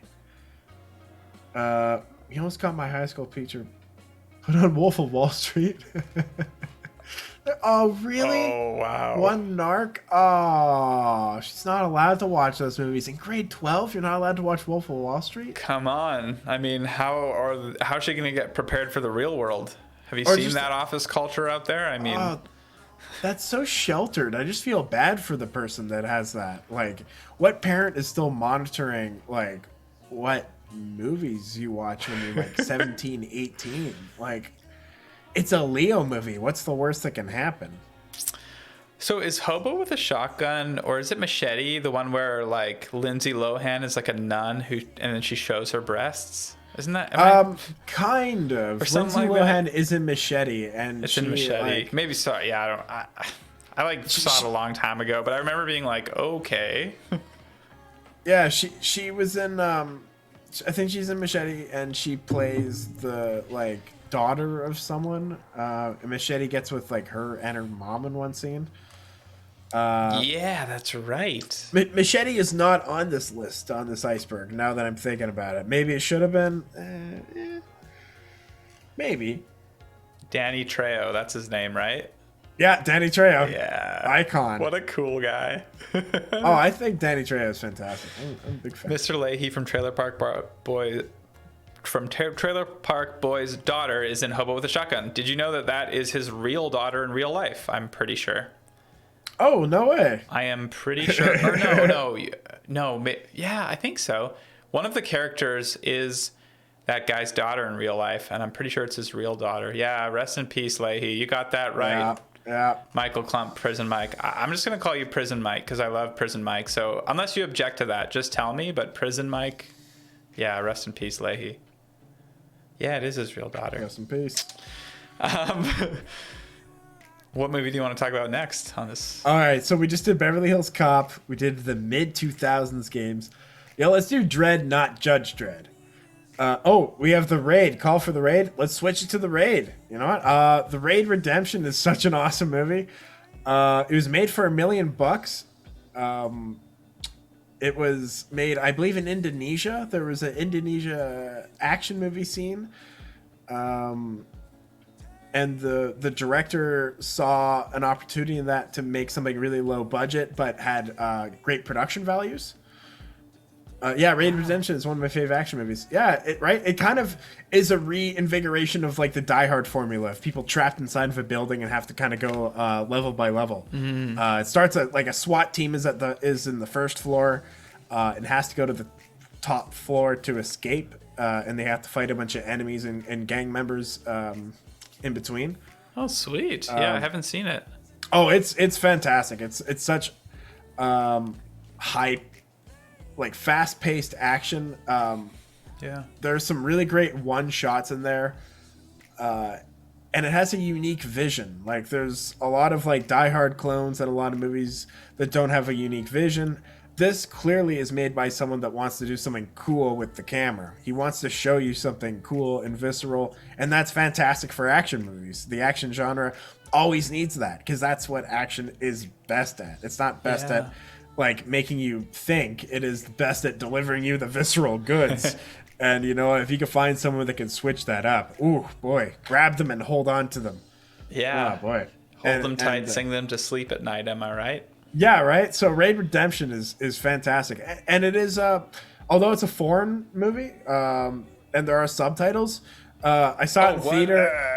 I can't read. Are you kidding me? Totally right. And like, so I saw it in theaters. You don't even notice the subtitles. Like the movie just like kicks ass. Like it there's not much dialogue. So if you're not a fan of subtitles, or you know, you barely notice them, and it kicks ass.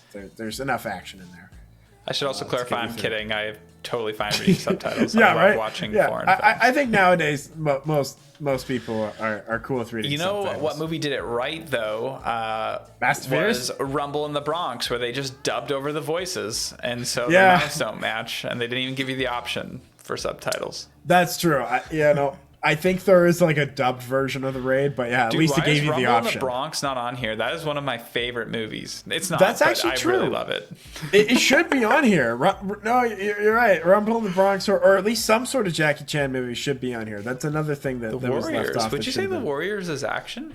Yeah. Frankly, I would. I mean, it's them getting from point A to point B. And it's them just like coming across fight after fight. It's really like kind of fun, high concept action. But yeah, totally. Yeah, absolutely. It's like a quick 90 minutes, a lot of fights. It's a lot of running. It's just constantly on the move. My wrestling instructor was in Rumbling in the Bronx. Oh, nice. Yeah. Was that a pro wrestling instructor? No, or like legit wrestling? I think I know who you're talking about, Sam Marie T. My kickboxing teacher was the guy. You mentioned this person to me in private. Fed into the wood chipper. That's pretty awesome. Yeah. That is great. Yeah, it was pretty sweet. He was like, I'm in that movie, but you don't want to know what happens to me. So of course I watched it as a kid and was like, yeah. In Fargo? No. No, I think it was in Rumble in the Bronx, but I didn't know there was a wood chipper scene in Rumble in the Bronx. I got to rewatch it. Oh, there is. We should just take the risk and watch it on the stream with chat. Let's do it. We'll just like mirror effect it in YouTube. It'll be fine. No problem. Everyone will be thrilled with that. Speaking of visceral action movies, I see you've got Hardcore Henry up here. Hardcore Henry's there. I think it didn't catch on, but it needs to get some recognition for its commitment to the POV. Yeah. I think a lot of action directors have always had this idea of a movie in their head, but we're like, there's no way you can make that movie. And it kind of proved that to be true. Like, it's really tough to make a consistently entertaining movie where, like, the action is just kind of go, go, go, and you don't stop. And it's all in real time, right? Because it's a first-person action movie. Exactly, yeah, right? So it's real time, it's first person, so there isn't much time to pause. So in theory, it's like, great. Like, it's an action movie, you want all the action. However, that gets tiresome and a little gimmicky to like go on straight like that. So like, if you're going on past like 40 minutes of going at literally a nonstop pace, kind of get bored a little bit, and that definitely happened in Hardcore Henry. The same thing kind of happens to me, and you won't see these movies on here, which may or may not have been a mistake. But Crank isn't on here for the same reason, and like Shoot 'Em Up isn't on here for the same reason. I think those movies, like, they're like cool and they have like some unique things about them, but they're a little gimmicky and just kind of get boring after a bit because they actually don't have a story. Like they're like the best. It's just too much of a good thing can be bad, right? It is just too much of a good thing. Yeah. It's just like, here's all the candy, and like, after like a little bit, your teeth hurt. Yeah, that's a good way to put it, man. That's Hardcore Henry was pretty interesting. I saw it in the theaters, I remember, which was like a fun way to see it if it's like a first person action movie. Yeah, if you're gonna see it. Yeah, I guess because I'm thinking now, it's kind of like, is it 1917 or 1918, the Sam Raimi movie that just came out? 17 or 1917, right? Oh, the not Sam Raimi, the other Sam. Oh yeah, it's not Sam Raimi. The slight Sam Mendes movie. Yeah, 1917. Yeah. I wish Sam Raimi did 1917. That's the guy who did the original Spider-Man's. And like Evil Dead and stuff. Yeah. That would have been awesome. Sam Mendes. That movie was like, it's like a similar thing where it's like all happening in a moment, but I think that movie was better than Hardcore Henry, I guess. Yeah, right. Like that was like 1917. It wasn't. That movie probably wasn't made with like, hey guys, I want to do this gimmick. It was probably like all very natural that kind of came together to do that. A movie that didn't quite execute that well, we talked about last time, was The Revenant. Had a little too much of that gimmicky stuff, like with the one shots and committing to that. Not a fan of The Revenant right here, but that's all right. That's not all on right. here. That's all right. Have you seen Bone Tomahawk? I've seen the first 10 minutes like 3 times because I've tried to sit and watch it, but I always stop, and it's not because of the movie. I'm always hyped. Like the first 10 minutes is actually pretty intriguing. That's with like David Arquette and Kurt Russell, I believe. Yeah. But I do want to commit to that movie and watch it. I've heard it's entertaining as hell. Nice. There's one scene I think about when I'm going to sleep. If you know. You know. Oh, I don't know. Oh, I wish I did so I can match you there. We'll have to watch it and then get back to you, Scott. Hey, maybe we'll watch it on the stream. Who knows? Fall into the public domain. Yeah, man. Dread, not Judge Dredd. Yeah, let's get into it. So that's referring to the 2011 Dread and not the 1994 Stallone Dread, which is a horrible movie. But the 2011 Dread kicks ass. That is such an awesome movie. So I mentioned a bit before that there was a movie that does slow-mo well recently. That's not The Matrix.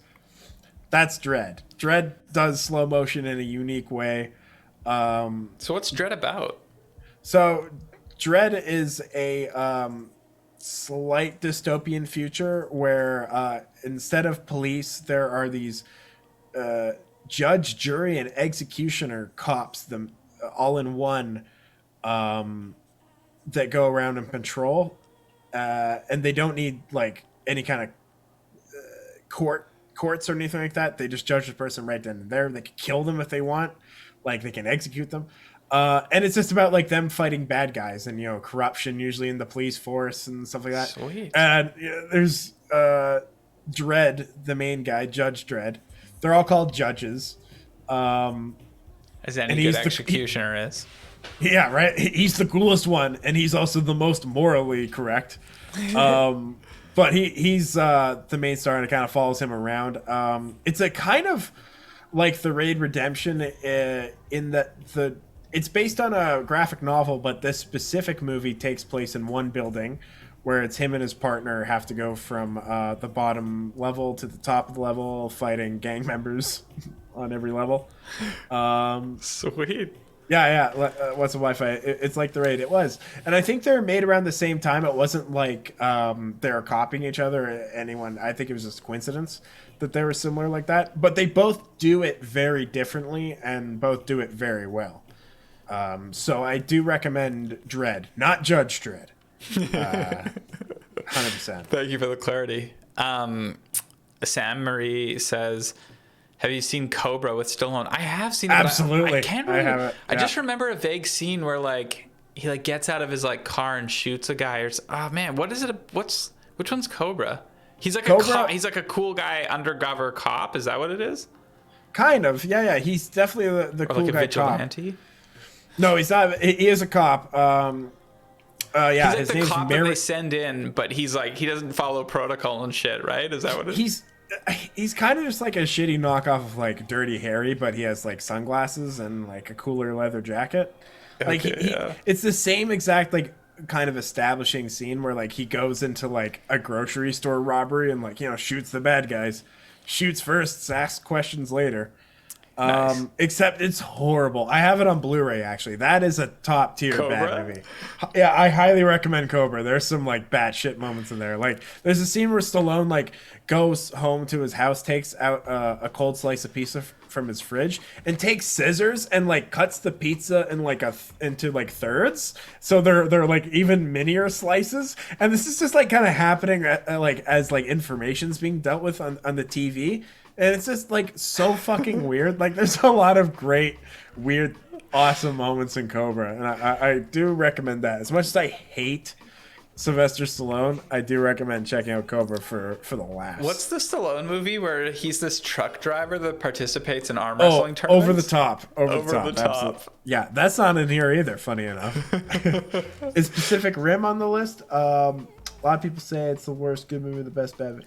I don't have Pacific Rim in here. I don't think it's that great. I think at best it's like it's better than Transformers, but it's kind of a Transformers clone, or at least from the studio that made it. Not necessarily the filmmakers, but clearly the studio was like, we want a Transformers, and they got some better filmmakers, but I don't think it stands out enough for me personally to be on the specific list. Maybe an expanded action list that we've been referencing. But this particular one, no, it's not, unfortunately. Steven Seagal's on the list, huh? Steven Seagal is on this list. I don't think he should be, but he is. Let's talk about Steven Seagal. He's a piece of shit. The reason why he's not up higher is because I don't want to have him higher. If you've read about Steven Seagal and his possible doings, he seems like a real piece of shit. Asian Connection? Is that a Steven Seagal movie? That sounds like something he'd do. That sounds like one of his more recent movies. I used to be a big Steven Seagal fan, and then I heard all the stories about him, which could be fake, but I don't think they are. They some of them are a little close for me to not think they're true.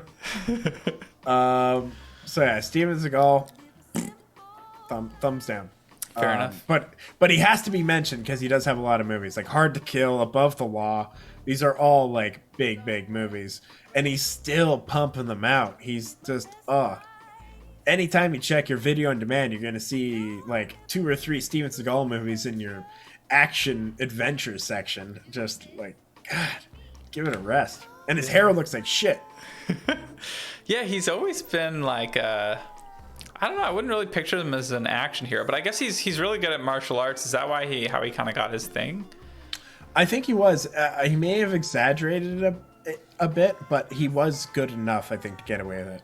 But there's also a lot of stories of people that are actually good at martial arts that have kicked the shit out of him. I think like I believe that. There's a classic story like Gene LaBelle, the stuntman, that like Steven Seagal like came to set and was like, I could choke out anyone here.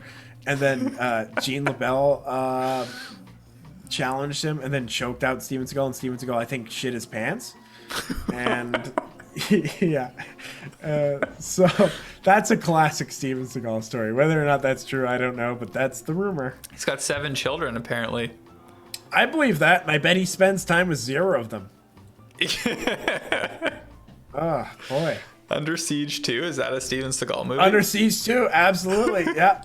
I think Katherine Heigl, one of her earlier roles, is in that movie. Poor Katherine Heigl. Yeah, right. So yeah, it's, Under Siege. Under Siege is not on here. Under Siege is probably the better Steven Seagal movie. That's a little more mainstream of a movie. Like him and Jean-Claude got like, they each got a crack at a legit mainstream one, not like just a shitty B movie one that they pump out. Yeah. Under Siege, I think, was like the $30 million Steven Seagal movie. And Sudden Death, I think, was the Jean-Claude Van Damme big budget one. Nice. Yeah, so that's Steven Seagal. That's probably as much time as he deserves. Man, we haven't talked about Escape from LA yet. Woo, boy. Yeah, let's do it. So I've noticed you've got specifically Escape from LA on here. Why is that? Oh, everyone knows Escape from New York. And if you don't, that's okay. Escape from New York is kind of a really cool premise where the president's daughter is trapped on the prison island of New York in the future. In the future, New York is a prison instead of just an island. And but it's not orderly, is it? It's just like the prisoners just kind of roam free on this island. Yeah, absolutely. Yeah. So you just you dump the worst people on the island, and then you guard the island perimeter. And the president's daughter was in an airplane flying up. No, in the first one, the president is flying above and is ejected from the plane and is in the island. They get Kurt Russell to go in and rescue him. The second one is the president's daughter is in there and is radicalized by the main head honcho criminal in LA. Because there's an earthquake in the beginning of Escape from LA that separates LA from the rest of the United States. That's it breaks off convenient. into its own island. Yeah, right? It's interesting. Yeah, there's a lot of convenience in the movies. I love it how Escape from New York just opens up with there's just exposition. It's like a computer speaking that's the president was flying over New York, which is now an island of criminals that roam free. Unfortunately, you don't see the crash or anything, do you? It's all just explained to you in the first 2 minutes, I think. Yeah, right? No, it's explained to you, and it's Jamie Lee Curtis that does that voice too. I think the movie's directed by John Carpenter. Yeah, it is. Who did Halloween, and got Jamie Lee Curtis to come in and do that voice. Yeah. Was that the first movie with him that Kurt Russell did? The Thing before that movie? Yeah, I believe The Thing was... No. Escape from New York would have been 1981. So yeah, it would have been right before The Thing. So I think the Kurt Russell and John Carpenter did that, and probably The Thing after. Yeah. And then Escape from LA years later. What's the Wi-Fi asked? Is Escape from LA the motorcycle scene, or is that Escape from New York with the surfboards? No, that's LA. I believe there is a motorcycle in New York, but the motorcycle is definitely from LA. With the surfboards, yeah. So so at one point, water comes careening through this little crater in the new LA, and Kurt Russell and some other surfer dude take surfboards on it and are riding this wave down the streets of LA next to Steve Buscemi, who's driving a convertible on land, and awesome. That's he's catching up to Steve Buscemi on a surfboard. That's so somehow. Sick. And he jumps from the surfboard onto the car. Dude, and it's that's so awesome. Fucking ridiculous. I want to watch that right now. That sounds so sick. I recommend everyone to just stop the stream and hop over and check out that scene. Not actually. That's awesome. And so it's the same character, Snake. What's his name? Snake Plissken. Snake Plissken. Yeah. Plissken. Snake Plissken. Yeah, it is wild. Oh yeah, that movie is insane. So, highly recommend checking that out. Yeah. Wow. Good stuff, man. Have we covered all the ones here? Red Dawn. Yeah, there's another great high concept 80s movie. That's when the Soviets invade the US. And Charlie Sheen, oh boy, what's his name? Patrick Swayze and Emilio Estevez have to defend, I guess, Colorado from these people. They're just like they're high school students, and the Soviet army comes in and invades and takes over the United States, or at least a large portion of it. And they fight back under the names of their like high school sports team. It is the height of the Red Scare in the 80s, and they are trying everything to get you to hate Russia. And the thing is, they're trying to get these like high schoolers to fight and die, like these kids to just like go ahead and die without question, even if it seems like the odds are completely against your favor. Go ahead, even if it's a suicide mission. Kill yourself, no problem, as long as you're fighting for the right cause, I guess. I don't know, it just seemed a little Red Scary, but the movie itself is pretty awesome. It's like 80s action at its best. Just a lot of explosions, a lot of gunfire, a lot of bloody squibs back in the day when they would have just like bloody squibs in PG-13 movies. Nice. I do recommend it to a degree, but it is really dated with its with the red scare stuff. Okay, fair enough. Sumner, what's up? Welcome. Hey, how's it going? Yeah, the top of the iceberg. We had some pretty typical stuff. You know, we're talking like Mission Impossible, Indiana Jones series, any of the Liam Neeson action movies, stuff like that. But we have a Discord down below, and we're gonna be adding like the full icebergs that we cover in streams to our Discord. So yeah, that stuff will be there, but you know, your pretty typical movie stuff. So if you miss anything there, and then we'll have the stream up on our YouTube stream archive. Yeah, it's true. And then we'll post that on the Discord as well. So that'll be there to go along with the actual iceberg. Yeah. My good old friend Prison Mike says, "Have you seen Volcano with Tommy Lee Jones?" Absolutely, I've seen. So that's another one I saw. Wait, is that the one where like the beginning, like a volcano's going off and people are like melting and stuff? I remember seeing as a kid like. A movie that opens like that. I think you're thinking of Dante's Peak. Like Dante's Peak opens up with the volcano going off. Volcano opens up with oh god, there was some like shitty cold open. Volcano's the one with the volcano in LA, where it goes off, and Tommy Lee Jones is like, I think he's part of is like the head of transportation or some shit like that, and has a field day. Nice. Definitely recommend Volcano and Dante's Peak. Frankly, I love Dante's Peak more than I love Volcano. Volcano though is just like, I remember seeing that in the theater with my family and loving it at the time, and I still watch it now. It is if you love it, Prison Mike, that's great. Sorry to say, personally, I think it's horrible, but it's like great cheese horrible. It's Battle Royale on this list. Battle Royale is not on this list, although it totally deserves to be. You know, is it kind of a straight action formula? Maybe not quite, but it is. There is a lot of it. But no, Battle Royale is not on this list. Maybe an expanded list in the future. Who knows? Or an updated one. But that's a good point, Scotty. Yeah, it maybe should have been. Yeah. Blade. What about Blade? So many movies. No, Blade's not on there. No. We need fantasy movies. We need fantasy action. Yeah, right? Like, there's just so many action movies. It was just like, it was tough to narrow it down to just like the 40 or 50 that we have on here. Yeah, fair enough. Have we talked about all these ones? I don't think we talked about the Mad Max OG series, but we did a little bit before, talking about the budget and stuff like that previous. So I'm not entirely sure if we do need to go over that again. Really quickly, I'll just cover True Lies and say that was the last awesome James Cameron movie before he did Titanic and Avatar.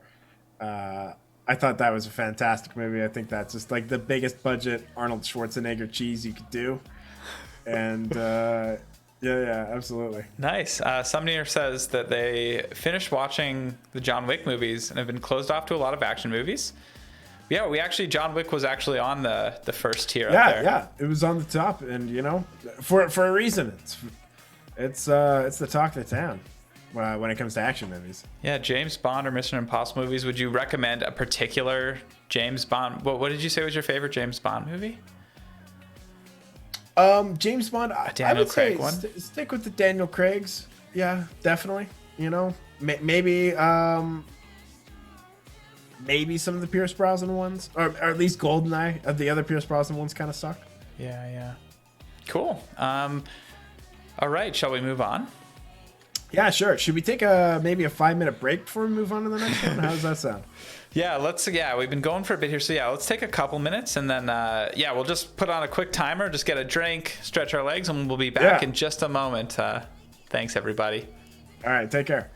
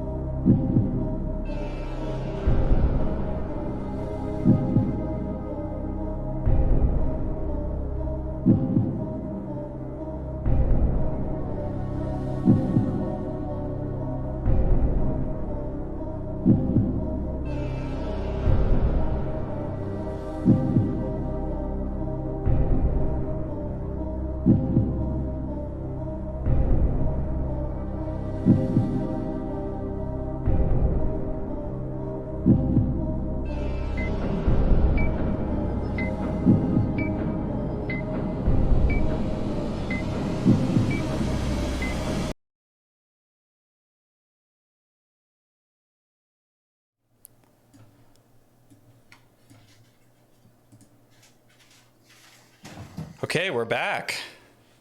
Nice. It's got a little refill on the Coca-Cola. Not sponsored. I wish. Not yet, anyways. Soon. Okay, thanks for waiting, everybody. So let's keep going down this iceberg. Again, we were like, oh man, are we going to have enough material today? And 2 hours in? Yeah. Yeah, here we are. I think we're halfway through the iceberg, a little over halfway. I think this is the 4th level. Now we start getting into okay, your top and your bottom from this level. Oh yeah, absolutely. Here I am rushing it. Top and bottom. Here we go. Man, the Raid Redemption is so awesome. I'm a big fan of the Raid Redemption. Big fan of the Great Escape. Big fan of Dread. I'm gonna have to say though, I'm gonna go for Dread. For just like straight up action, I'm gonna go for Dread at the top here. Bottom, Steven Seagal. Yeah, that's very clear. The bottom of any list, any day. Yeah, top of the list for me, Beverly Hills Cop. Absolutely love that movie. Bottom of the list, I'm going to join you with Steven Seagal, you know? Hell yeah, nice, woo! Oh man, the Seagal boy. Yeah. Have we been getting the chat's opinion on this? I want to know what, what the chat's top and bottom is. Can everyone at least agree that Steven Seagal's the bottom? I mostly just want that validation. Is just everybody agrees that Steven Seagal's at the bottom.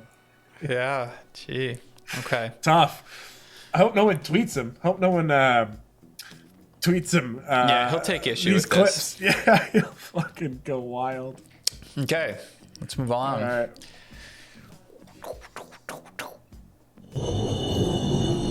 Oh boy. Nice. Threat Okay. level midnight. Prison Mike says, yeah, jeez. I wish. Yeah, that's not on here. Although maybe it should have been actually. Prison There are Mike, some I'm bits. sorry. I don't want to make you feel bad, you know? It should be on there. It should be. Apologies. means Maybe a a lot, little too. too short. It didn't come in at 90 minutes, so or the 80-minute mark. So unfortunately, can't include it. Okay. We're digging All right, it. We're Parker. going deeper. What jumps out you? What when you see this? What's like boom? What hits you? Man, well, what hits me right away, I'm a massive fan of Big Trouble in Little China. That is such a fun movie to watch, and I'm sure you probably know, but maybe in chat you don't know.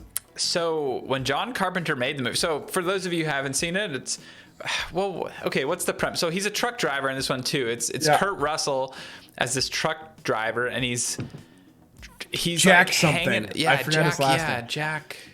Jack Palance. No, I forget his actual. Yeah, something like that. And he's so he's this truck driver that's like hanging out in San Francisco Chinatown, and then he like stumbles upon this like ancient Chinese mystical curse sort of like gang You got it. that You're he has doing to good. infiltrate. And so he's got like his friend like that is like his sidekick, but it's a really weird movie because as you watch it, it's like becomes more and more clear that this friend is like really competent and is like actually solving the problems, whereas Jack, this main character, is like dumb and making the problems worse. And it's kind of like, what's going on? And so I found out after the fact that John Carpenter actually wanted the friend to be the main character of the movie, and he actually was. But then the studio was freaking racist and was like, his friend, it was like his Asian friend from Chinatown, and the studio's like, no, like the Kurt Russell character needs to be the main character. So at the very beginning of the movie, there's this like very contrived scene where just like some random guy is like talking to someone else, and I guess the guy's like a business owner in Chinatown, and he's like, man, like we ran into some real trouble, but like we gotta thank Jack whatever because like he saved us and all this stuff. And it's just like this weird exposition scene to like make it look like this guy was the main character. Yeah, and like meanwhile, Jack just kind of like stumbles around the entire movie doing Yeah. balls all. He has like the occasional one-liner, but he is absolutely like the comedic relief in the movie. But yeah, it makes no sense.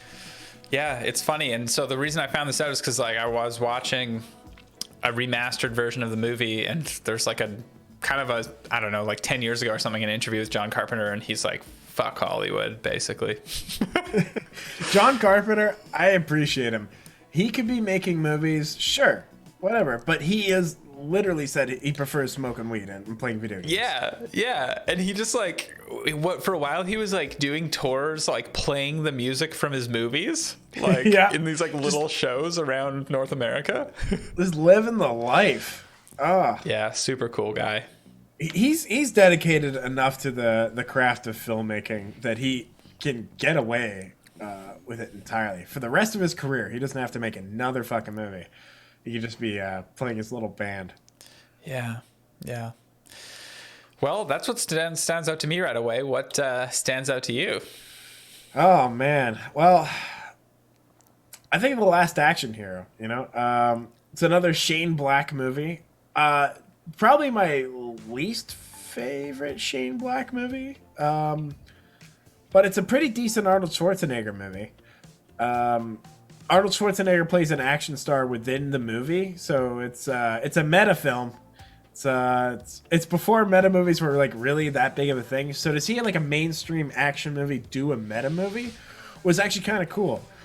So Arnold Schwarzenegger plays essentially Arnold Schwarzenegger. However, the kid in the movie, there's a child in it, it gets teleported into the movie he is watching, which is like an action Arnold Schwarzenegger movie. And he has to like kind of do the plot of the movie in order to get out of it. And then he does, but when he comes out of it, he brings the bad guy from the movie with him, along with Arnold Schwarzenegger. So now he has like an actual Arnold Schwarzenegger in his life and an actual bad guy in real life as well. And Arnold Schwarzenegger has to take care of him in real life, where he's killing actual people. So it's kind of cool with that. The movie's flaws, like the movie sounds great, and honestly, it is pretty awesome. Like it does live up to that premise a fair amount. But it goes on just a little long, and maybe needed another draft or two or another edit. I think another edit probably would have fleshed out a lot of the stuff. Yeah. So not a bad movie by any stretch, but it is a really cool twist on the action movie formula. So that's why I think it's on here is because of that. Yeah. Yeah. So big fan of the Shane Black writing style in general. This is kind of the lesser of that, but still awesome action. Nice, man. French Connection. I haven't seen that movie, but I've definitely heard it talked about a lot. Tell us about that movie. Yeah, that's like an Academy Award-winning action movie. I'd say back in the 70s, where you could have like genre movies win Academy Awards, like Exorcist, a horror movie, win for Best Picture. French Connection as well. French Connection's Blindside's not a genre movie. Did they win a bet? No, that didn't even win Best. That's more like Golden Globe winning. But I think Sandra Bullock won for Best She did, Actress. yeah. For that. Yeah. So, but French Connection is so good. That's got some. That is one of the most realistic car chases I've ever seen in a movie. Period. And that is the fact that some of it is very real and almost hits the camera people at some point. Really? Yeah, absolutely. So the car chase that's in the movie, there is like pretty much one, and I highly recommend it if you just like, look up on YouTube or whatever, French Connection car chase. You'll be able to see it. And there is at one point where the car comes at the camera and turns and like hits trash cans, and it looks like the camera jerks a bit. That's because the cameraman is fleeing for his fucking life. The car comes inches from hitting him, but the fact that it was like shot like that and it was so gritty and realistic adds to the movie.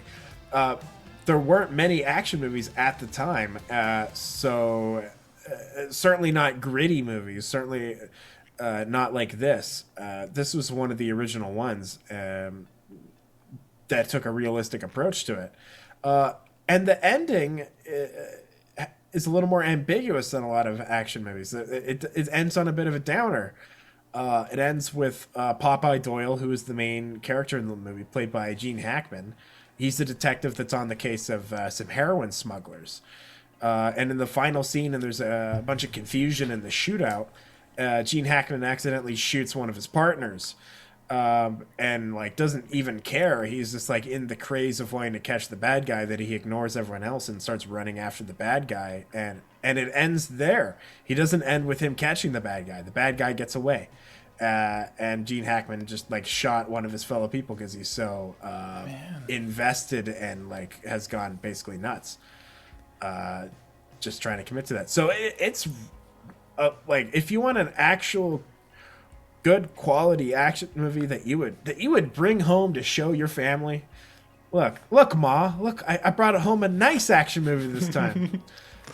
French Connection. I'm cultured. That's it. Pretty much going to Europe. The cultured action film. If you want to be snooty with an action movie, The French Connection is the way to do it. Nice, man. Nice. The Last Boy Scout. I don't know if I heard of that movie. So that is probably one of my bigger guilty pleasures on the list. Again, it's written by Shane Black, who did The Last Action Hero, who has, I think, has 4 action movies that start with L, 2 of which last. And they're both on this tier here. Last Action Hero, Last Boy Scout.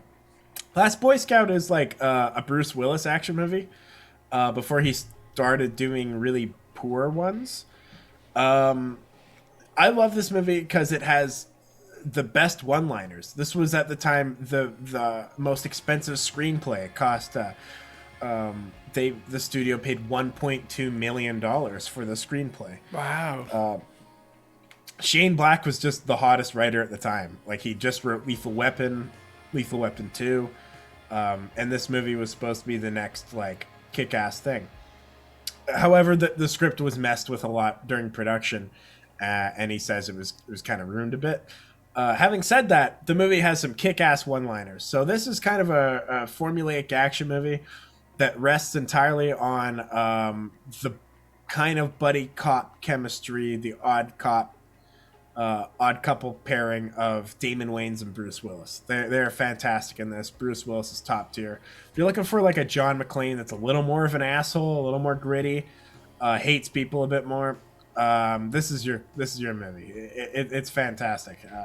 Highly recommend it. Just for the jokes alone, the one-liners were entirely worth that $1.2 million. The movie flopped though. So we never got that sequel, and it is a shame they never shot the original one, because I can see how the movie was edited into it being a cop out of the former script. Yeah. But it's still tight. Still recommend it. It's a clever, well written action movie. It knows what it is. Sweet, man. 48 Hours. Funny you put this on here. Chicken of the Cave. Ooh. Wow, is that Anchorman?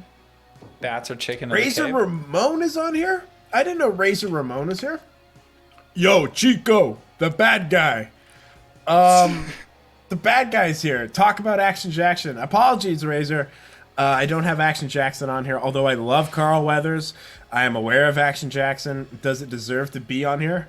Probably. Apologies, it's not on here, though. But Razor, anytime you want to come in here or give anyone a razor's edge at any point. I think Kevin Nash was in here earlier, but he fucked off to WCW a little bit ago. Yeah, dang. Carl Weathers? Carl Weathers. No, Carl Weathers is the BDSM Carl Weathers. I can see that. That's pretty funny. You have 48 Hours on here. I haven't seen this movie, but yesterday somebody like swore by this movie. They told me like to stop what I was doing and to go watch 48 Hours with Eddie Murphy. Wow. I love that. I'm not making this up. This is yesterday. This happened to me. That's amazing that is happening in 2021. There's some people that say there's still hope out there. Me, I think there's just more relevant things to watch, but that is awesome. I'm glad that someone is out there referencing like Golden Eddie Murphy, and wanting people to watch that. Yeah, absolutely. 48 Hours is totally worth a watch. This is like maybe one of the first. No, I wouldn't say it's the first, but I would say it's part of the first 5 that really solidified the odd couple, buddy cop, good cop, bad cop formula. Nick Nolte is this hard-boiled cop who has to pair up with Eddie Murphy, who's a criminal, and they don't get along. But but funny enough, opposites attract, and they're able to get the job done and teach each other a little bit about each other's life on the way. Who knows? It's that kind of formula. However, the reason why it's so good is because it was probably one of the first of that formula. So it kind of earned it. And if you haven't seen the origins of that formula, I definitely recommend checking that one out. It's quintessential to it, in my opinion. Also, skip the sequel. You don't need to watch another 48 Hours. That's not good. I don't think it adds anything. But yeah, and the reason why I think it's lower on the tiers, though, is because it's a little more obscure now. Like the fact that your friend mentioned it was a surprise, but yeah, no, that's a thumbs up that they did. That's awesome, man. Sleepless Night. Sleepless Night. What is Sleepless Night? That's a 2011 French movie that's kind of a bank robbery turned into like a one location Die Hard scenario. So a bank robber steals a bunch of dough, and is now in a nightclub because Spending it all? no, yeah, just spending it, and it's just about him having a good time. I was distracted. Razor Ramon, why didn't they call the sequel 49 Hours? Good question. They would have hooked me a lot more. Probably would have been a 10 times better movie. But yeah, so to get back to Sleepless Night, though, so the gang that's in charge kidnapped the main bank robber's son, and the bank robber has gone to the nightclub where the guy is to basically kick the shit out of people and get his son back. It's kind of a classic formula, but it was so well done. So this is a French action movie, which has just a little more intensity than some of you would find maybe over here at the time, and it was great, and it inspired a remake with Jamie Foxx that came out a few years ago. Excuse me, called Sleepless. Although I haven't seen it, yeah, I'm sure it's not as good. Because it's American? Yeah, well, Or not it's even like that. a Hollywood movie? The American Office is a remake of the UK Office, and apparently people like that was a hit. So Yeah, I can definitively say that one is better. They're both great, but that one's better. Right. So they had every opportunity to make this good, but yeah, I'm guessing they just didn't give a shit. Like it wasn't a big hit when it came out, so I'm not sure why they thought that they could capitalize on it. Yeah, I'm guessing they just ran out of steam and just kind of made it because they were making it anyway. But, yeah, how about Collateral with Jamie Foxx and Tom I love Cruise? Collateral. Ooh. That's a movie that maybe should have been on there instead of Sleepless Night. That's a fantastic movie. that is actually kind of a similar vibe to the original Sleepless Night. Cool. Collateral is a fantastic action movie. Man, yeah, that should have been on here. But it's not. Scott's asking for Snakes on a Plane representation. Oh, sorry. No snakes on any planes. And I went, no joke, not making this up. I went to the premiere of Snakes on a Plane. Me and my friend dressed up as snakes on planes. We went to the I went to the dollar store, bought a bunch of fake snakes and a bunch of toy planes and put wings on us and stuff like that. And So are you just having a good time? You're stoked for the movie, or? Oh yeah, absolutely is a bit fully thinking we were around for when the meme caught on that the movie was reshot to have motherfucking snakes on this motherfucking plane. The original movie is PG-13, and then it caught on the internet. Samuel L. Jackson at some point has to grab the thing and go, "We got motherfucking snakes on the motherfucking plane." And so that wasn't in the theatrical release. It was in the theatrical release, but it wasn't in the original cut. So they had shot the movie, and they started to promote it. And then, Samuel Jackson, he refused to. I think he refused to do the movie when it was originally called Snakes on a Plane. Then they changed the script to Flight 180 something. And then Sam Jackson said, "No, I joined because it was called Snakes on a Plane." And then they changed it to Snakes on a Plane, or changed it back. Our movie's gonna be ruined. Yeah, right. And then they heightened it because they're then they spent 5 additional days shooting the motherfucking Snakes motherfucking Plane, and bumped up the PG-13 to an R rating, added some more sex, added some more gore and stuff like that. Kind of tried to make it that movie. It probably made a little more money than it would have otherwise, but it still wasn't the biggest success that I recall. Yeah. But yeah, that's not on here. But hey, a little freebie. Snakes on a Plane. Yeah. Point Blank. Oh, Not Point Break, Point Blank. Point Blank is a 1967 Lee Marvin movie. I actually don't know too much about this movie. This is one of the ones that has always slipped me. However, I do know that it is a classic action movie. I believe it's more of a Hitchcockian. It's sort of like the movie The Game with Michael Douglas, where a guy's life is being messed with and he doesn't quite know why, and it's kind of this mystery as to what's going on, what's transpiring to cause all these crazy things going on. It has a lot of the quintessential action movie formulas that were later repeated, like I said, in movies like The Game. But it was 1967, so again, like The French Connection, it was one of the OG movies, and because of that, it does deserve respect and placement on this list. But yeah. That makes sense. Prison Mike wants Snakes on a Train to be here. Snakes on a Train, absolutely. Any of the mockbusters. I love a good mockbuster. Anything from Asylum Films is just a 10 out of 10. Yeah. But no, Snakes on a Train is not on here, and we don't have Sharknado. Isn't there or like anything Snakes like that. versus Bears is another movie, or isn't there? Yeah, there's I something bet. to do with bears. There's What like, movie am I thinking of? octopuses Bears on a versus Train, maybe? alligator. Bears on a Train. Yeah, that one I wouldn't don't go know. well.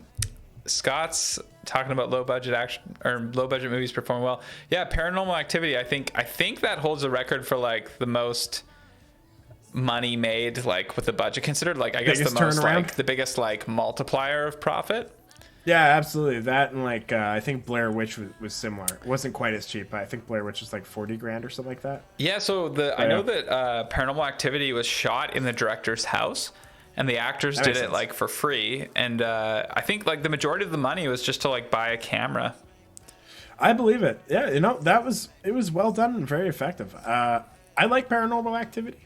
I haven't seen the sequels too much, but the first one is it's very well done. Yeah, the first one was great and super spooky. Blair Witch doesn't hold up. No, it doesn't hold up at the too much, but it almost feels like just like a creepy movie. It's like some old documentary. Some of the like found footage almost adds a creepier aesthetic. Yeah, like you now know, that's like the VHS.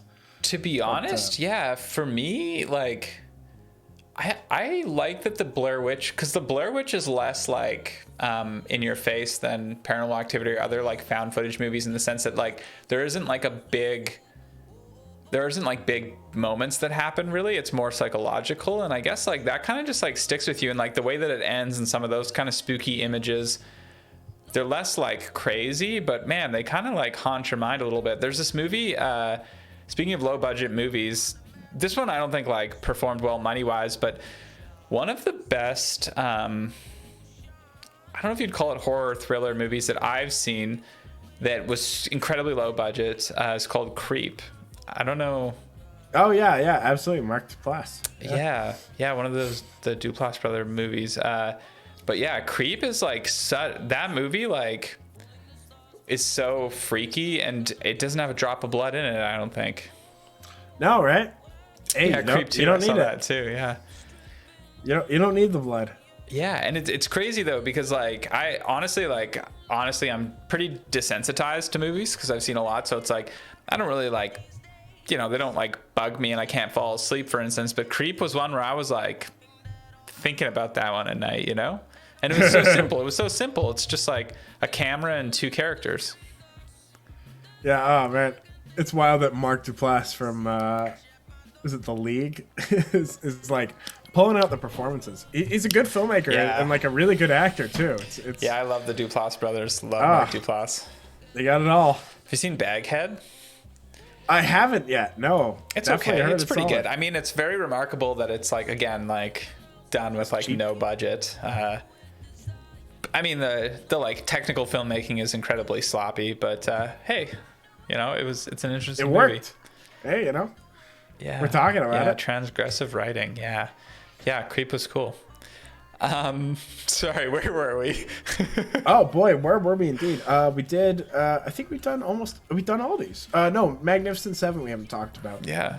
But I think that's it. Magnificent Seven is a classic Western. As I was saying earlier, the action genre didn't really exist straight out of the gate. It wasn't one of the super genres that was around. Like, it was mostly bits of it lived on in crime dramas, westerns, and some other movies like that. And Magnificent Seven is a western, and it is like probably the best example of the action formula within the western. Before it kind of started catching on and getting outside of that. So Magnificent Seven, 1960, probably when the Western was dying out because it had been done to death. It was very cheap to do. They had all the sets already done. But this was probably one of the best versions of the Western, and influential, or at least the exclamation point at the end of the Western genre, I'd say. So yeah, exactly. You would call some Tarantino movies action. Yeah. We were talking about that when we were doing the Tarantino tier list. You know, some of those movies, like Kill Bill, were super actiony. I was thinking about maybe putting Tarantino here, but we just talked about Tarantino so much that like I was like, I could probably like refrain from putting Tino in here. But yeah, Yul Brynner died because he smoked and wanted everyone to know it. That's true. Yeah, didn't he do a bunch of anti-smoking PSAs when in his last few months of living? Really? Yul Brynner's great. Oh wow! And shout out to Westworld, the original Westworld. They don't have this in here, but that movie, without that, there wouldn't be a lot of these action movies on here. Certainly not Terminator. Terminator was definitely inspired from Westworld, and that you know, and then Terminator 2. Man. Yeah, released after he died. Ah, that's a shame. Yeah, Yul Brynner was a phenomenal actor. Fantastic. Yeah, that's absolutely. Crazy. Well, okay, we got some Iceberg to move down. Yeah, absolutely. Want to go top, bottom? Yeah. Give it to me. What do you got? So for my top, I'm gonna go. Oh man, I gotta go Last Boy Scout. I wanted to say French Connection because I want to be the snob and say definitely the French Connection, but I love Last Boy Scout. Okay. Sorry, I'm looking at chat here. So, Hayden, absolutely. welcome. I know for a fact if it's late for me, it's late for you. But thank you so much for joining us. Oh, absolutely. Thanks, Ed. Samurai T, Cat's Eye. I seem to remember Cat's Eye that movie. with Drew Barrymore. Yes, that's right. And she's a child, right? Yeah, that's the Stephen King adaptation, I believe. What's the story there? I don't think that. I personally haven't seen it, or at least not in a few years. But oh man, I cannot remember. I saw it. That is one of like the classic Stephen King adaptations of the '80s. You know, he had that in Cujo. But I haven't seen Cat's Eye. I've seen Cujo and I've seen some of the other Stephen King movies. Oh man, what is that one that he directed? Maximum Overdrive. Definitely seen Maximum Overdrive. That's a movie we should talk about. That should be on the Iceberg, but it's not, unfortunately. Hayden, where should you start? We've, most of the movies at this point, Ed is educating me about. So I think, we're going to put the Iceberg in our Discord after. So there will be some more basic things there and things that you'll have seen. And then you can slowly descend. Yeah, I definitely recommend at least skimming through French Connection or checking out some of the scenes, like the car chase, just to see where like some of these things came from. Like definitely that. Last Boy Scout, entertaining. I think it'll still hold up, entertainment wise. Nice. Yeah. Razor Ramon, how many yards did that dude get for braining the kicking team? In the Last Boy Scout where he shot the guy. I think the standard like 10. Yeah, you want to go for a 10 when it's unprecedented. You don't want to overstep, you don't want to understate, so I think 10 yards, 10-yard penalty, that's fair. What's the Wi-Fi? I appreciate your honesty. I haven't seen a lot of these myself, so fair enough on the default pick. Okay, so you gave me your best. What's your least favorite on this group in the Iceberg?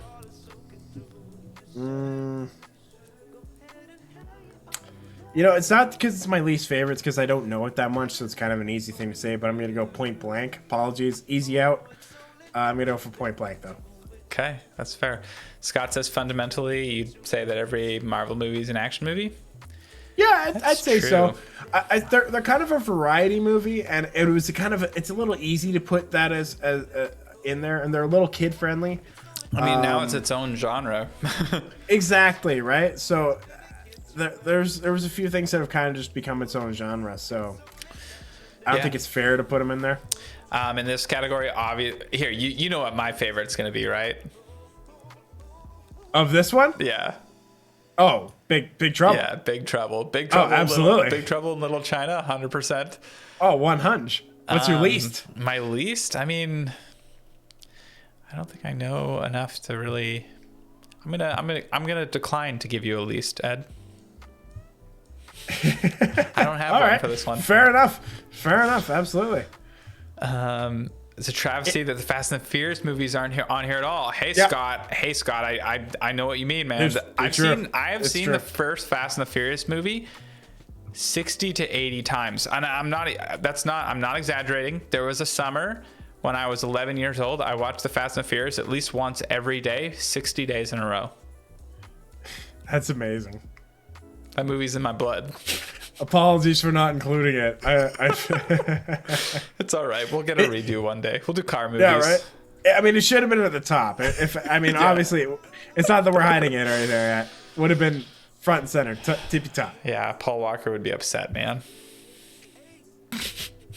Okay, I'm gonna move on. All right, let's do it.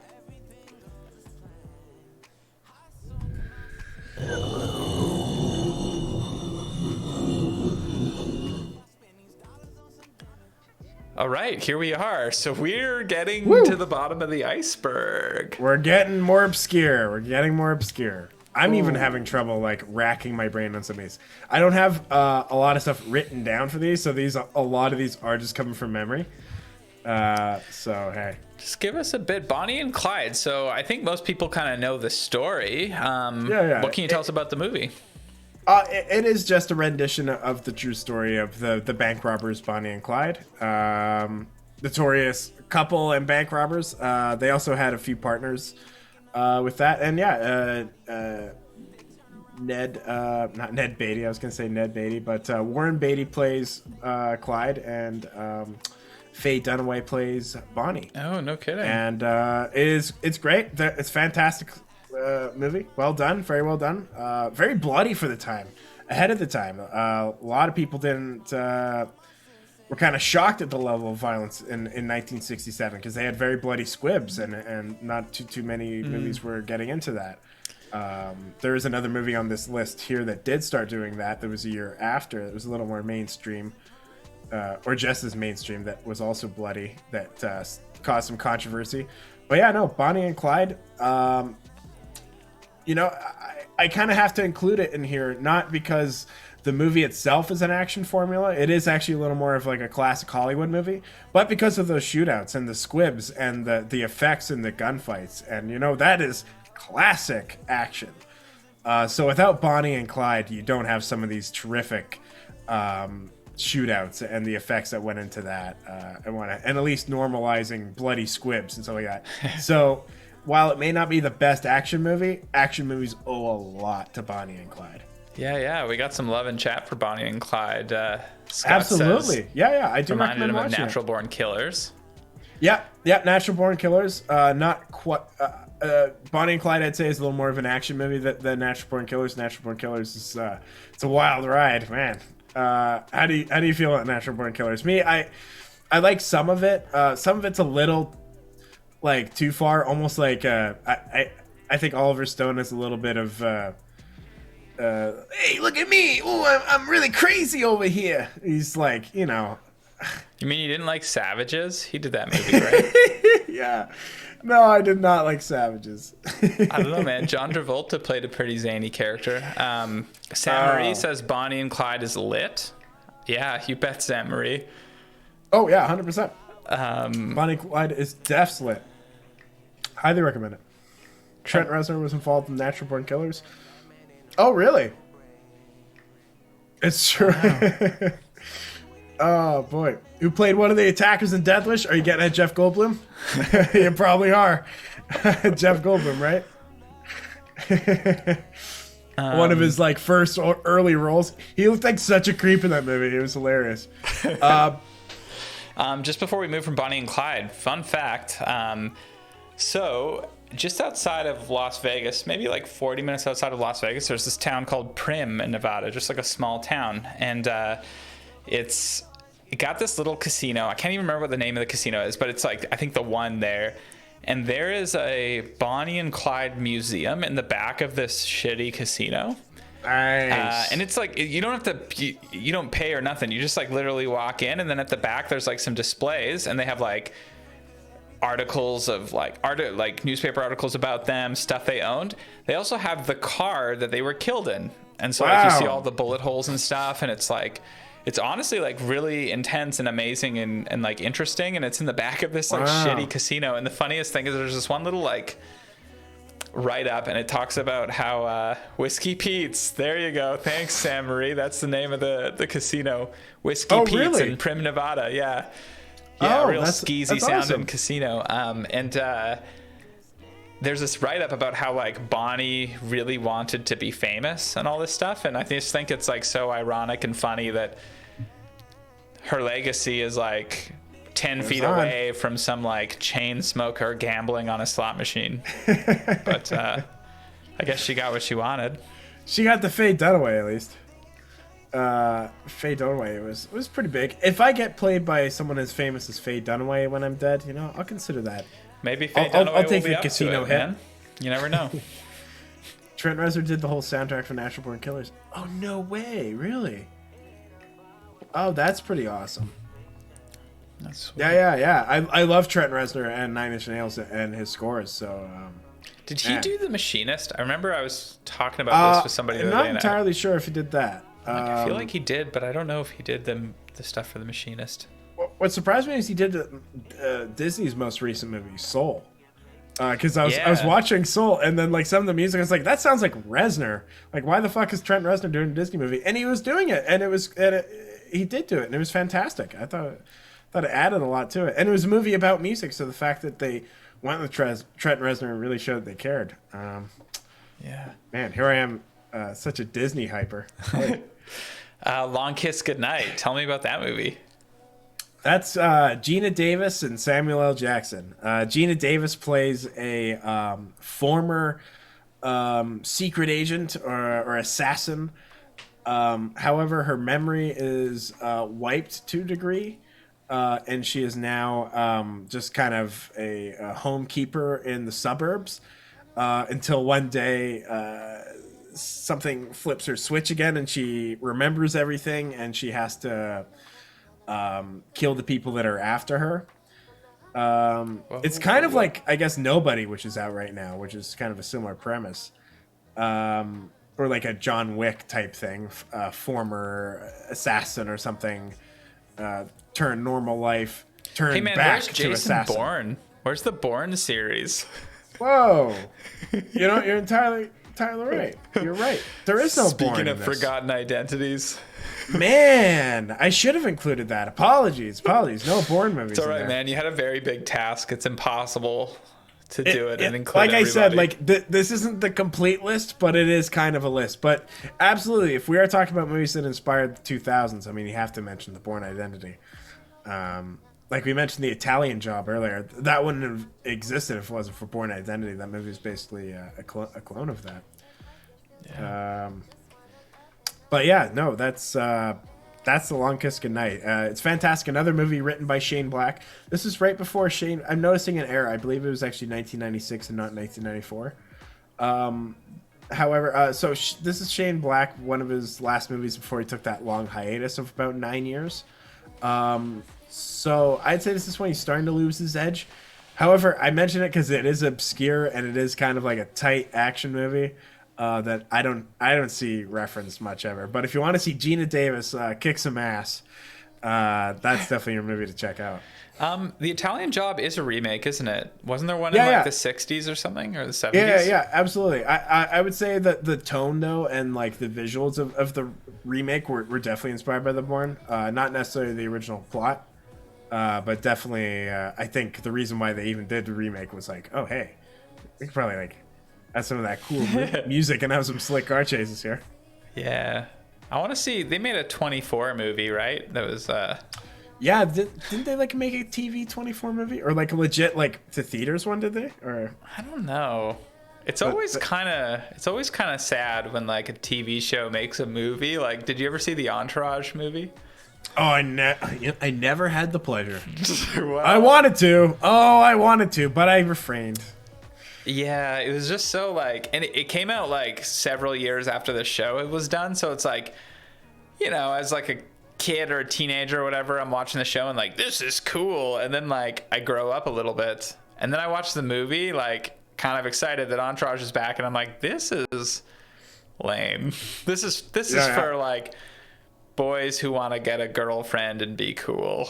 Like, Yeah, Yeah, the definitely. movie wasn't great. The movie wasn't great, but hey. Entourage, not a huge fan. I'm noticing that the tunnels and the Mini Coopers from the original. Maybe I'm not giving that movie enough credit then. Maybe I should go back and check it out. Maybe The Bourne Identity was inspired by the original Italian Job. But that is an interesting point, Scotty. I'll definitely keep that in mind. Check that out. Maybe the Italian Job and Bourne Identity both need to be on this. So the Italian Job's the expanded one that like opens up with like these people like stealing a safe in Venice in like a really Isn't it like exquisite way? under the ice or something Yeah, like that? they like drill out. They're like scubaing in the and then Ed viaducts, Norton double crosses them and shoots like Donald Sutherland. I forgot Edward Norton's in that. Yeah. Yeah, great movie. Okay, interesting. Death Wish. We talked a little bit about it, didn't we? There was a mention in the chat earlier. Razor Ramon. Razor Ramon mentioned that Jeff Goldblum is one of the attackers in this, and that is one of his first, if not first, movie roles. Wow. And he is a real creep in it. He's a terrible person. I have Death Wish on here. Just a warning for anyone that has any interest in watching Death Wish. There is some questionable material in there, some pretty intense scenes that you might want to look up before you fully watch that movie. However, I would say it's one of the quintessential revenge movies. I would say like Liam Neeson is kind of doing those movies now, where it's kind of like the middle-aged dad has to like attack people to protect family.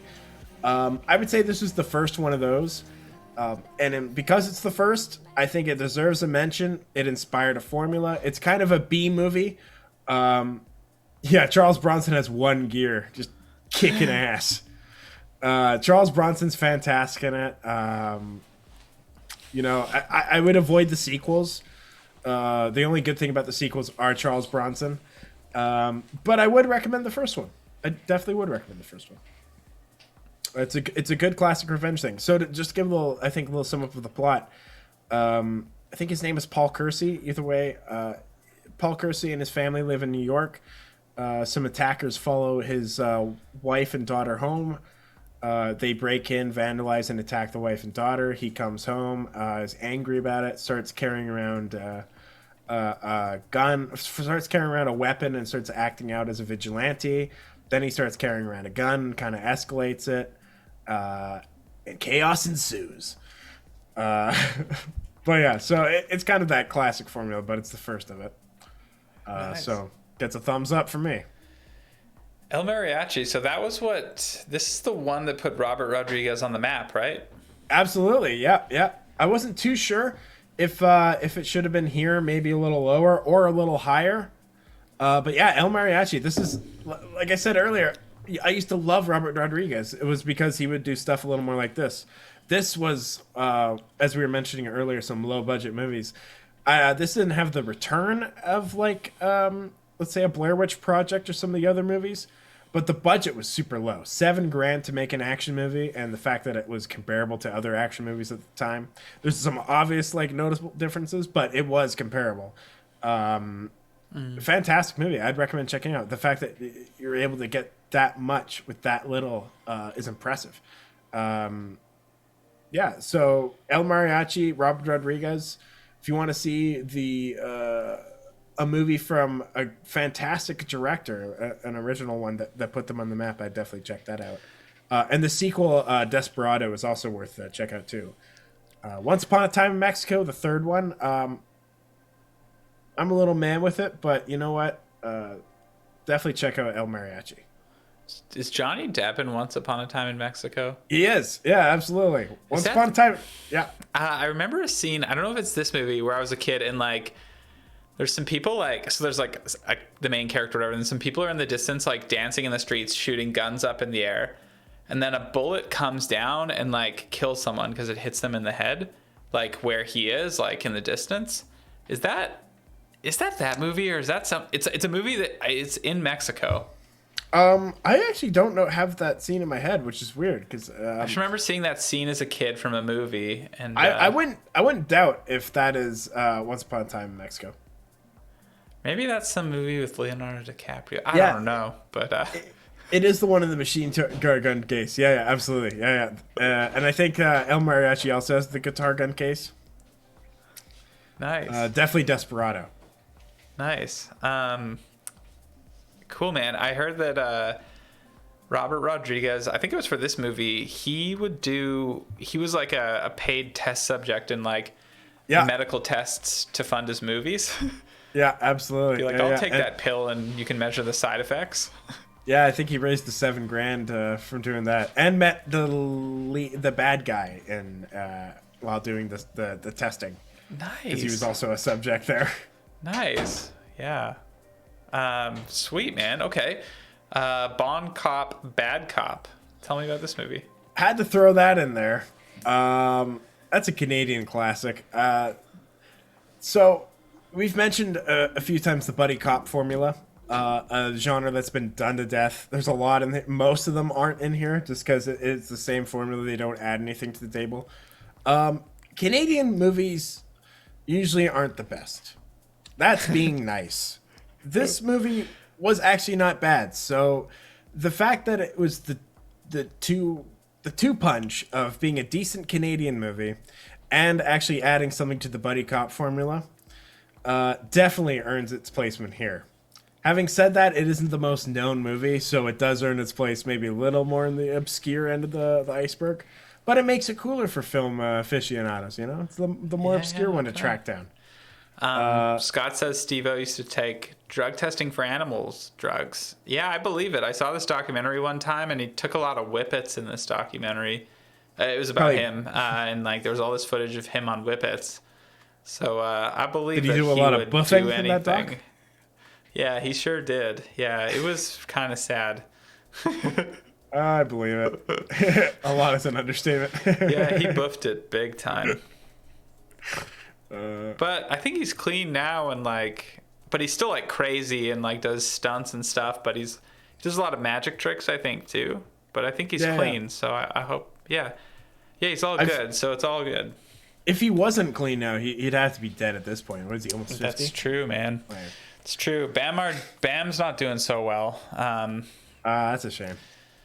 Yeah, it's rough. I think they were going to do a new Jackass, but they kicked him off because he couldn't get sober or something. And yeah, it's a whole thing. Can't be doing that late. But if you are, best of luck. He's got a podcast. Well, good for him. I hope he has a Patreon. Oh, man. Yeah, Bam. Yeah, I heard he's on Cameo, too, and the price ain't that bad. Ooh. We should get a Bam cameo for next time. Yeah. Get his take on a tier. $75. We'll get him to talk about one of the tiers on here. Or one of the movies on the Icebergs. Scott says he forgot 2 movies. Boondock Saints, which he hasn't seen. Crouching Tiger, Hidden Dragon. I've seen that movie. Yeah, you're right. Actually, maybe I should have included more kung fu movie. I'm not sure if that's kung fu movie. That's Tai Chi. That's true. Yeah, even just like martial arts movies. I guess we should maybe martial arts. There is kind of not a martial arts mention, but there is mention of Hong Kong cinema here in one of these movies. Not the same, but is at least international influence. I would say this list is more North American action movies, but then again, most like kind of quintessential action movies are like North American. Whether that's good or bad, I don't know. Sam Marie, thanks for the clarification. Steve-O is the one with the podcast, which makes sense because he's clean, so he's probably better organized. Okay, yeah, Bruce Lee movies. Yeah, so we got. We may as well talk about the Hong Kong action. Yeah, we brought it up a bit. So that's Hard Boiled. Hard Boiled is, I think, the last of the John Woo Hong Kong action movies with Chow Yun-fat. So Chow Yun-fat would do these crazy over-the-top action movies with all these stunts and pyro, always pushing it, always topping each other. Hard Boiled came out the same year as a lot of terrific action movies, and I think it definitely holds up to it. Excuse me. A lot of those movies. The oneer. There's a classic oneer, just this one shot that doesn't cut away in Hard Boiled. That's 3 minutes, and there's a lot of just chaos and action and pieces being blown around. And at some point, they get on an elevator, and during that elevator, they have to like clean up the entire set. And then in like 30 seconds from like all these squibs and blown up wood pieces to make it look like a new floor. So if you just type in like hard boiled action one shot, I'm sure you'll get it, and it is like phenomenal action movie. So Hong Kong cinema in the late 80s, early 90s for action was some of the most unsafe stuff you'd see, but also some of the coolest you'd see. Chow Yun-fat was almost not killed, but definitely almost severely burned multiple times in that movie, because John Woo took the like pyro ignition away from the pyrotechnician, because he wasn't blowing up the squibs and explosives close enough to the actors. He said, "Let me do it, get closer," and he was like waiting at the last second to like blow up these things and like singeing actors just to get these explosions super close to them. And there is like nothing you've ever seen before, but you can't make movies like that often, or like nor should you ever. But they did, and it's right there in Hard Boiled if you're ever curious to see what that's like. And it's pretty spectacular, I must say. So Hard Boiled is definitely worth checking out. I recommend that 1,000,000%. Sweet. Shaft. Tell us about Shaft. Shaft is great. It's one of the quintessential blaxploitation movies in the 70s. There wasn't a lot of black cinema at the time, and certainly not represented in any kind of a powerful way. It was always like comic relief or some terrible character. And there was a big movement in the 70s, and that will probably, I'll tell you that we will talk about a little more extensively in a bit. Here's a bad mother. Shut your mouth. So Shaft is one of the first big blaxploitation movies, where a leading black man starred in an action movie and was tough and was cool and wasn't just some comedic relief or some goof. It was just fantastic and started a trend that was really helpful for the progression of cinema for black people. Absolutely. So to not mention Shaft would be to do a disservice to not mentioning a big part of cinema history. So we have to talk about Shaft, and we'll be talking about a little bit about Shaft, or at least something that influenced Shaft in a little bit. Nice. But yeah, so Shaft, check it out. Nice, man. Have we covered all these at this point? I don't think we've covered Bullet and Seven Samurai. Oh, yeah. Okay. Bullet. Let's do it. Let's do Bullet. That's Steve McQueen. This is kind of, when people talk about the first action movies, a lot of people think back to Bullet. And there's nothing wrong with that. That is true. There's a lot of awesome stuff in Bullet that wasn't done at the time. There is maybe the first car chase in a movie. I mean, there's been like people kind of chasing, but the actual kind of classic car chase formula was, I think, fully fleshed out and done well in Bullet. The better car chase was done in The French Connection later on, but the first one, Bullet. Is it as exciting as some of the car chases that you see now? No, because people have to top it and whatnot, but they wouldn't have existed if it wasn't for Bullet. Bullet also had some intense squibs at the time. There was a shotgun blast in the movie where someone gets hit and it's big blood spray. They get launched back. It's really shocking at the time to have that. But they did. The words bullshit. The word bullshit was in a movie for the first time. And it was seen as pretty big, kind of breaking it. 1968. So if you're looking for a 1960s movie that kind of kicks a little ass, has a little edge, maybe this is something you wouldn't necessarily show a kid. It's weird to think that there's like a mainstream movie in the 60s that you wouldn't show a kid, and Bullet might be it, because it swears and it's got some shock and some bloody violence in it. And that makes an awesome action movie. The fact that was happening in the 60s. Now, does that make an awesome action movie? Not really. It's easy to do. But in the 60s, ahead of the time. Pretty awesome. Nice, man. Have you seen Bullet? Yes. Yeah. Bullet's fantastic. Yeah, absolutely. Sweet. And tell us about Seven Samurai. Seven Samurai inspired so many movies. Most notably, that's on this list. The reason why it's a little lower, this isn't ranked based on quality or anything. It's just kind of obscurity, I guess. Like, I think Magnificent Seven is more the mainstream version of that movie, but so many movies took from Seven Samurai. If you want to see it, check it out. You'll watch it and be blown away by how many movies have copied it. If you watch it and think this movie's very formulaic, it's not because this one took it from anything else. It's because this is the original and everything else borrowed from it. So it's the classic village is getting torn apart by bad guys, and a ragtag group of, not misfits, but 7 people have to come together and defend the village and its honor. And those are the Seven Samurai. So that movie, if that formula sounds familiar, that's that movie. Absolutely. Sweet. So that and Magnificent Seven are very similar. Okay. Scott says that he saw Raiders of the Lost Ark when he was 3 or 4, and it was tight. Oh yeah, Raiders of the Lost Ark. Oh, so good. 3 or 4, seeing that melt. Yeah, right. Like I think it all depends on the kid and what your kid can handle and stuff like that. It's a very mature response for a 3 or 4 year old. Yeah, right. Like, as a kid, seeing some of the action movie, yeah, totally.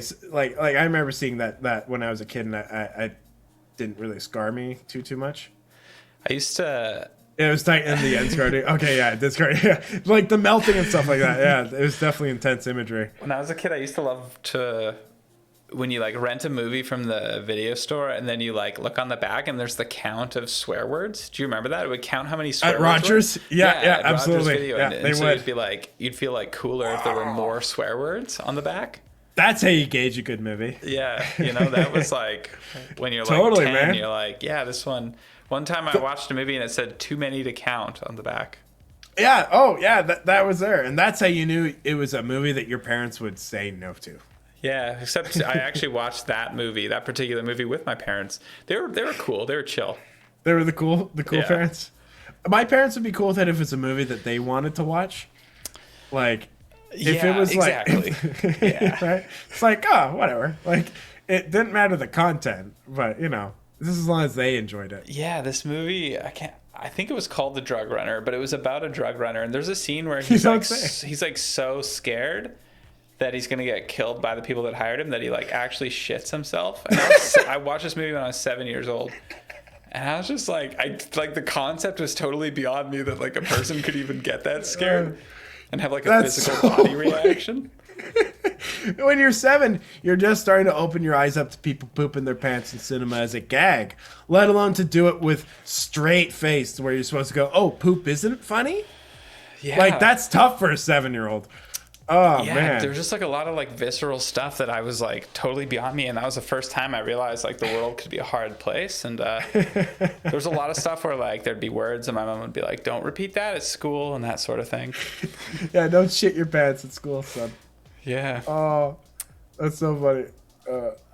There was a movie about a male ballet dancer that had 1 million F words in it. Whoa.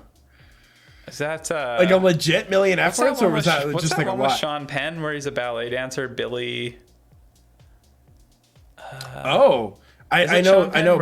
Where he's a dancer, Billy. I know the movie. And Billy Elliot. Billy Elliot. Yeah. Is he a ballet dancer? Sean Penn's in it. Oh.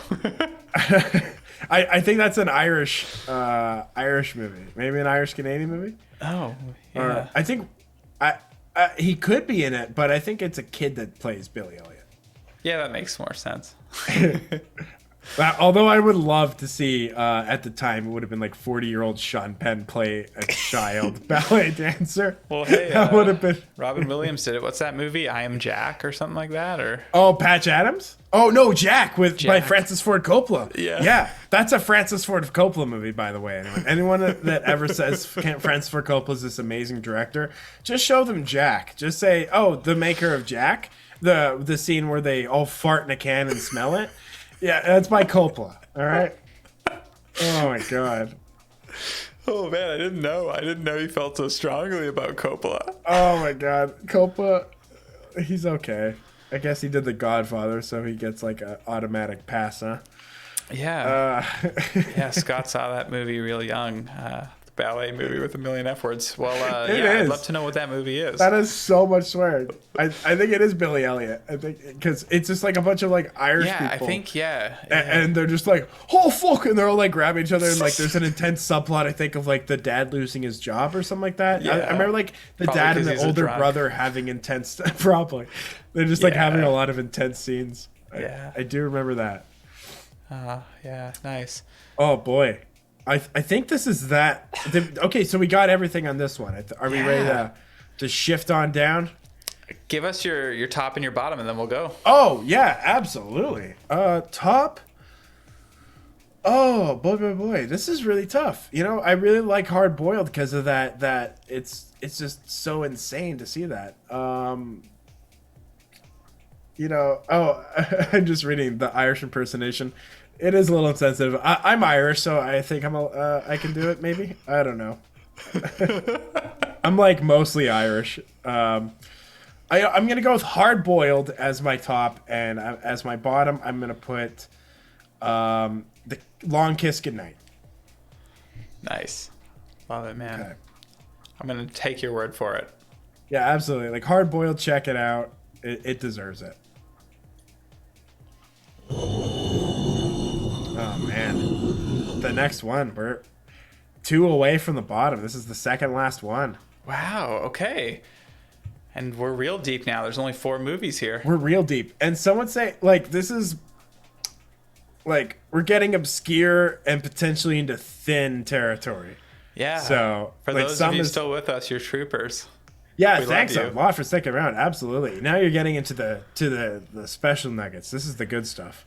So Great Train Robbery is exactly what it sounds like, right? Like it's like an actual like cowboys robbing a train, right? Like riding up to kind it. of. It's not as too cowboy, but it is like a train robbery. Yeah, it's the 1903 one. It's maybe the oldest action movie. Yeah, it is that. I think it's like. I don't think it's too long. I think maybe it's like 15 or 20 minutes. I could be wrong, but yeah, it is that, and it has the classic shot at the end where the guy, the iconic scene where the guy shoots the camera at the end. He looks at it and shoots the audience, and it was really cool at the time. Oh yeah, you have to have a lot of people weren't used to. It's like that whole like train going by, and everyone's like, ah! No. So I actually have this written down. That sounds like a rumor that like people got scared or ran away thinking of actual trainers coming at them. Yeah, looking into it, I'm pretty confident that was not Dude, what do you mean? I thought we've been sitting next to each other the whole time. Yeah, right? This whole movie thing's crazy, dude. Right. I don't think there was a time where society was ever that collectively dumb. Like when we look back, there's stuff that we absolutely should have improved upon and do so. Like, and there'll be 100 years from now, we'll look back and now and think the same thing. But it's not like we're like completely fooled by like the most obvious shit. Like, people could figure out that it wasn't real. Scott wants to double check that. Do you remember the 2016 election? He says. That's right. Hey. We're in Canada. We never had a 2016 election like that. But yeah, you're true. That's true. It's true. To say that, yeah, I have no retort for that. So at the end of the movie, The Great Train Robbery, he shoots the camera. It looks like yeah, absolutely. It's like the iconic image where like one of the guys is sitting in a chair and he shoots the gun at the camera, and it's like, whoa. You're in Canada too, and we saw that. Okay, hey, nice. Whereabouts in Canada, Scotty? We're over on the West Coast. West Coast, best coast. We all saw it. Yeah, it's true. We're observing that. Treasures West of Coast, the West Coast. Sierra Madre. Yeah, that's a Humphrey Bogart classic. So earlier, and again, I will always dip back to this one. Talking about the genres that help make the action movie, and this is the quintessential adventure movie. So many movies. We went to the same high school. Samiemu Secondary. Whoop whoop.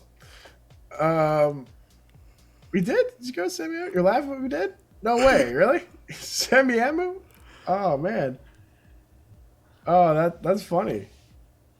Dude, you Shout went out to to high Sammy school with Evans. Charles Manson? Yes, and I was at Parker's wedding. Oh, we know you then. Okay. Um. Oh man. Well, you're not Allie. Man, so many Sammy Emu people were there. It's like, so you're Scott. Scott. Like Scott who sold me my car, Scott. Stu? Stu? I went to high school with Stu. Oh man, sorry, Scott. I in the middle of this the movie Iceberg. I'm trying to pull you. No, she's the homie. Really did see Mad Max in theaters that LA. Oh, nice. Nice.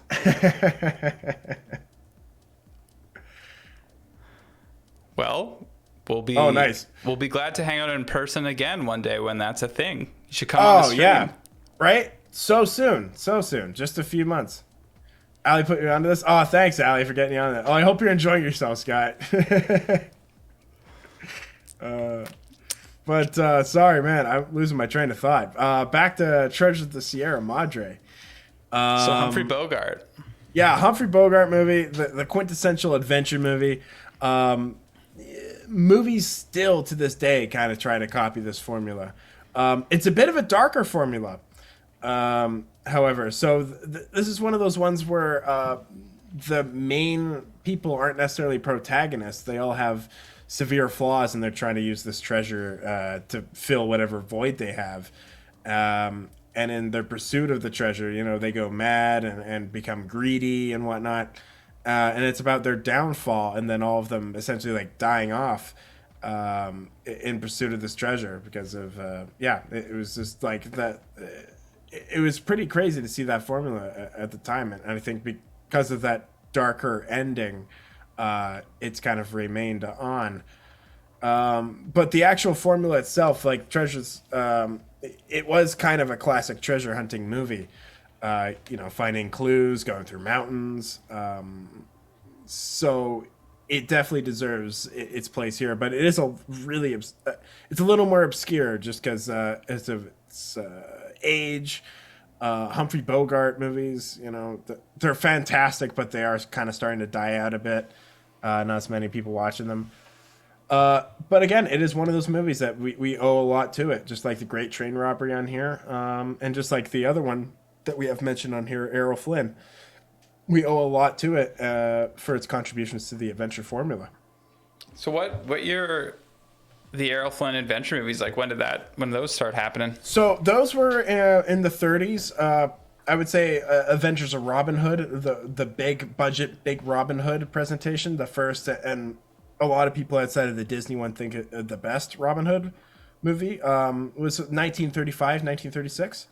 So yeah, he was doing that a little bit before the Sierra Madre. However, Sierra Madre took a dark turn with the adventure formula.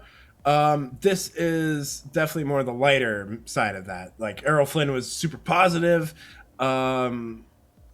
did like the Captain Blood movies and stuff like that. I'm sure you've seen the iconic image of like the guy taking a knife and stabbing it into the sail on like a pirate ship and then sliding down. Oh yeah. That was Errol Flynn. He came up with that image and stuff like that, and he would do his own stunts. Sounds like a horrible person. Sounds like a classic kind of Harv, Kevin Spacey, behind the scenes, awful human being type thing. Oh man. Sounds like him and hey you guys. Yeah, absolutely. Like that. I think that scene was in Goonies. Yeah, like when Sloth's watching the TV. That's Errol Flynn he's watching. Yeah. So as awful as Errol Flynn is, the movies he was in and did inspire adventure movies, action movies. I would say even more so than Treasures of the Sierra Madre. But again, this isn't like ranked on any like. This is more obscurity, and I would say people don't talk about too much about Errol Flynn. People don't even talk too much about the Goonies. They do a bit, but they do less, which references Errol Flynn. So that's even a shame within a shame. Shame within a shame. Yeah, an Inception. Shame Inception. So but either way, so those are the Errol Flynn adventure movies. He did that, kind of the pirate, Robin Hood, classic adventure ones. Yeah, he hung out with, I think people within a certain age range talk about it. Just no one under 35. That's fair. He and what's his name? Scientology creator. L. Ron Hubbard. L. Ron, yeah, him and L. Ron Good old apparently L. Ron. would hang around and peruse the town, looking for all sorts of young folks to hang out with. Scott still hasn't seen Inception. That's all right. Honestly, that's all right. Honestly, straight up, not gonna lie. I want to. This is gonna cause some shit. Maybe. Inception's kind of a glorified action movie. I was gonna include on here. I didn't want to like potentially cause some fire. I think we'll do a Christopher Nolan tier list. Where I'll let my thoughts known on Inception. Glorified action movie. It was a meh. Yeah, it was all right. Yeah, you know. Yeah, never been a big fan of What's a Wi-Fi. Yeah, that's fair. Yes, that's good. It's just good. I would love it if Scott, you've just been kind of picking up on certain things and you didn't know us and you've just been like kind of just like messing with us with that would be the best. That would be genius. But I'll take your word for it. I'm just trying to picture the Scots I know it's in me. I bet if I knew, it would be so obvious that I would picture it and just be like, oh, duh. But apologies for not being able to like pull it from it. I think it's because I'm just in the middle of this right now. So I think I know your real name, but I won't say it on stream because you didn't put it in your screen name, and I don't want to do that without your permission. All right. Masterminds. Tell me about Masterminds. All right, so Masterminds, I had it down here. Again, this is obscure. I don't see anyone talk about it. This is not a bit, but it's kind of more of a jokey placement. So Masterminds is like the kids movie version of Die Hard. I would say it's Die Hard with kids, or Die Hard for kids with Patrick Stewart as a Hans Gruber. Now that sounds really awesome, and it kind of is like Patrick Stewart's performance, like Patrick Stewart as a Hans Gruber type role. Pretty sweet. So, but the premise is a private school has been taken over by terrorists with guns. This is a kids movie. This is back in the 90s when you could fucking do this shit. Like with guns, and they're shooting it up. They're shooting the perimeter so parents can't come in. And they're holding the school hostage for, I think, whatever reason. I think the school is like next to like a place that has money. They need to go under and drill or something like that. Of course.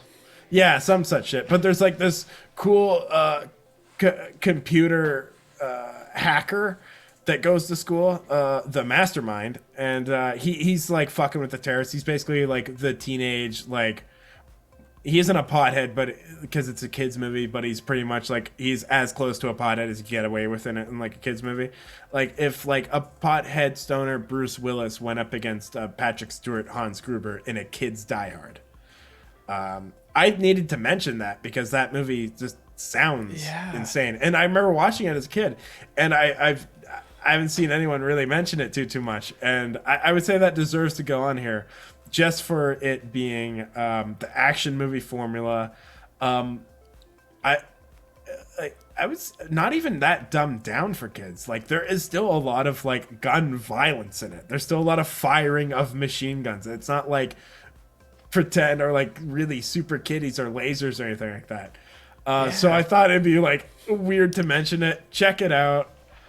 Yeah, I think Patrick Stewart is a bad guy too. That's pretty cool. I think just Patrick Stewart as Hans Gruber, I think and the fact that it's just never mentioned earns its place in cinematic history, at the very least, tier 6 on this iceberg. Nice. What's the Wi-Fi says, guys, I'm learning so much. They should do stuff like this in film school. Well, haven't you heard? We're starting our own film school. It's guys. It's called the Thompson and Bull Academy. Viewers, please come join our Discord. We're having our film schools coming up. Yeah, film school. Call it what you want, but we are starting it. I did say we know everything there is to know about movies. Absolutely. 13 grand. We have 6 startups a year. No problem. Our friend Scott says, "Did either of you study film? Because you're cineph." Oh, Green Room is so good. Oh, Green Room, thumbs up. Another Patrick Stewart is a bad guy. Absolutely. Yeah, that's right. Big thumbs up. Thank you. Because I was like, man, I was like, at the back of my mind, I'm like, I've seen another movie where Patrick Stewart's a bad guy and like he's good at it. What movie was that? Green Room. Man, that movie. The moments where there is violence, it's like so grabbing, you know? Like when you see the violent, you like really feel like, hey, that feels really violent. I don't know how to explain it otherwise. Yeah, it definitely showed. Movies. It showed the realistic consequences to violence, and they did it through prosthetics. They didn't just want to have violence as just like an action scene. They wanted to show what it would be like if you actually stabbed someone in a scene, not to be like, oh, this is cool, but more to feel the heft of it, which I appreciate a lot. I wish a lot of movies. More movies did that. It doesn't glorify the violence. Actually, to me, it does the exact opposite. That was Anton Yelchin's last movie, right? Is that his name? Yeah, and I think you can see in the background, I think, like, he's, like, stopping his car, and then, like, he gets in front of it, and, like, it's out of focus. All right, so Green Room is fantastic. Big fan. Big fan of Jeremy Saulnier. But dude, that's so tragic. How did he get run over by his own car? It was like in his driveway, wasn't it? I had to bite my tongue just from yelling because he's a dumbass. No, I'm kidding. Yeah, I guess I think he accidentally left it and like walked in front of it, and like it was. I think he thought it was parked, but it wasn't in park. It was in drive. Wow, hot take. Apologies. Oh man. Yeah, look, really if you get hit by your own car, come on. Little soon? Maybe. Yeah. Cheap vehicles. That's true. Yikes. Oh, man. Beam me to a hospital. Oh, boy. Yeah, so that's... what's the top and bottom of this? We're getting getting small here. Scott makes a good point about Green Room. It's like, the like sound design I think is really good. Maybe that really adds to it. Yeah, definitely. Yeah. It's like, it is, man. And the dog stuff, because they're neo-Nazis, right? And they have like their attack dogs, and that was a good movie. Yep. Like plot-wise, it's like relatively simple, but they just like effective. Really, yeah, that's one of those classic like. You really can like take the formulas and whatnot, but if your goal is to do them well rather than just to do them, it's well done. And I'm glad it is a violent feeling movie, because I hate when movies do the gore, but they do it in a way where they're trying to be a serious movie, but they're just clearly just trying to shock you. Like that movie didn't feel like it was trying to shock me. It just felt like, well, this person stabbed someone, so I'm gonna like show what it's like when you stab a person. Like. Yeah, I'm surprised that that's not the more normal approach. That the more normal approach is to like desensitize violence in a certain way. I think because it's just like the inclination is to like copy what other movies do and then do it more. And if like if like the original stabbing movie kind of creates, or like original action and stuff creates the movie version of what that is, and then people build on that and build on that, it just becomes this thing, and then all of a sudden you're like far away from what that's like in real life. And we are doing an action movie, Iceberg, where a lot of these movies do that. They're just heightening each other. Like, case in point. There is a certain way to do it. Like you say, Scotty, that it is a responsible way to display violence, and I think most movies should do that. And anti-action, totally. I wish there were more movies that did that, because I think if you're gonna have the movie that has like the super fun shoot 'em up, blood, go ahead, join the army, kind of movie, you gotta have this kind of movie to balance it out, to show like, because there are some people that might be desensitized or think that like, violence is a certain way. Hopefully they're educated outside of movies to not think that way, but at least there are movies out there that don't just glorify it and show that it's the righteous thing to do. Man, and yeah, you know, it's true. And like on that point, there, as much as we don't like David Ayer and we like hate on him a lot, the one thing I really realized watching Fury was like, I felt like there were a lot of moments where it was like showing the realism with like a lot of like what it would be like to be like in a tank, and like when a tank shell hits you and you basically like explode, and it's like super gritty, and I'm like, that's probably more like what it was like than like the cool shit you see in like a Spielberg movie or something. Well, I mean, having said that, I think Spielberg does have one of the most realistic body explosions I've seen in Saving Private Ryan. Fair enough. I guess what I'm trying to say is like there's like well, I guess the main heroes like don't get shot and stuff. Oh, I guess it's the same. Yeah, totally. Yeah. I don't know. There's just like a lot of like really intense stuff in Fury that it's like, whoa, like that's probably what it would be like. You know, that's probably the best way to like for David Ayer to use this kind of violence is in a movie like that, because I guess it's probably a most effective use of his way. Yeah. Man, we should do a David Ayer list and talk about that. S tier. We could just do like tax a whole, collector. Yeah, a whole talk through of the tax collector. Yeah, that's right. God. Scott said that Bone Tomahawk has one of the most brutal scenes he's seen. Oh, we gotta watch that. Oh yeah, absolutely. I still like I said, I've tried to watch that movie a few times. I always ended up pausing it. It's not because of the movie, but there's always something that happens that I just always should get back to it. But this time, you know what? I'm gonna make a tab. Bone Tomahawk. That's commitment. Get to it. That's commitment. Yeah, made the tab. We're getting to it. Okay, should we move on? Let's do it. All right, we did the top and bottom of that. Nice. Oh wait, did I? Yeah. Did I? No, you didn't. Yeah. Let's go for Treasures of the Sierra Madre, because I don't like Errol Flynn as a person enough, and then the bottom, Errol Flynn, because I don't like him as a person. Nice. Even though the actual movies are pretty influential. Here we are, the bottom. All right. The bottom. Easily the like, this is either the shit tier or like, this is like half interesting and half shit tier. Yeah. Oh dang, there's another. Yeah. This is the last level. Done. Yeah. Thanks for sticking with us. Yeah, absolutely. So Die Hard 12 with Ben Stiller. Tell me more. All right. So that's Die Hard. Yeah. Yabba dabba doo. You know it. Absolutely. Yabba dabba doo. Dabba doo. Dabba dee dabba.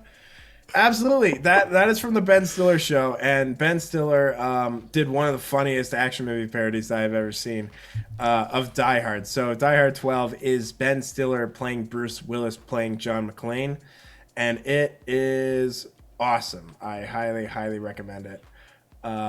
It's a few-minute sketch. I'm sure you could check it out on YouTube. It's, yeah, Tropic Thunder. Tropic Thunder. So it many is great something. Movies. Right, like Ben Stiller had his own sketch show, and it was easily one of the funniest sketch shows of all time. And it only lasted a season, but definitely check it out. It's been fun, y'all entertaining. Well, I hope you stick around. Are you headed off? If you are, it's no problem. Love to have you stick around, but that's all good. You think you can make Tropic Thunder? Oh, hang on. Yeah, sweet. Man, that's a great question with Tropic Thunder. I don't know. I guess it was like aware of how ridiculous it was. Yeah, you know, it would definitely have to be done in a different way. I'm sure there's a way to kind of rewrite it. You know, there's definitely a way to do it. Would they be able to straight up just do it the way they did, or would Robert Downey Jr. be able to act the way he did on set? Probably not. Because he was all method and stuff, or what? Yeah. I think the method thing was probably like So he was nominated for an Oscar for that role. Did you know that? Yeah, the Oscars. They have some interesting history of these things. I'm starting to hear. I'm like 95% sure that he was totally nominated for a supporting actor Oscar. I think you're right. I really do. Yeah, 100%. He shouldn't have been. He shouldn't have been. Thunder. That's pretty bad. It's interesting. It's very I mean, interesting. it's interesting. Should I say it's straight up bad? I don't know. Yeah, no, I mean, it is, but it's... It is? Yeah, okay, cool. Yeah. But I'll tell you what. Ben Stiller doing his sketch show is a lot less racy and a lot funnier. And Die Hard 12 is... That movie sums up action formulas so well, just in those few minutes.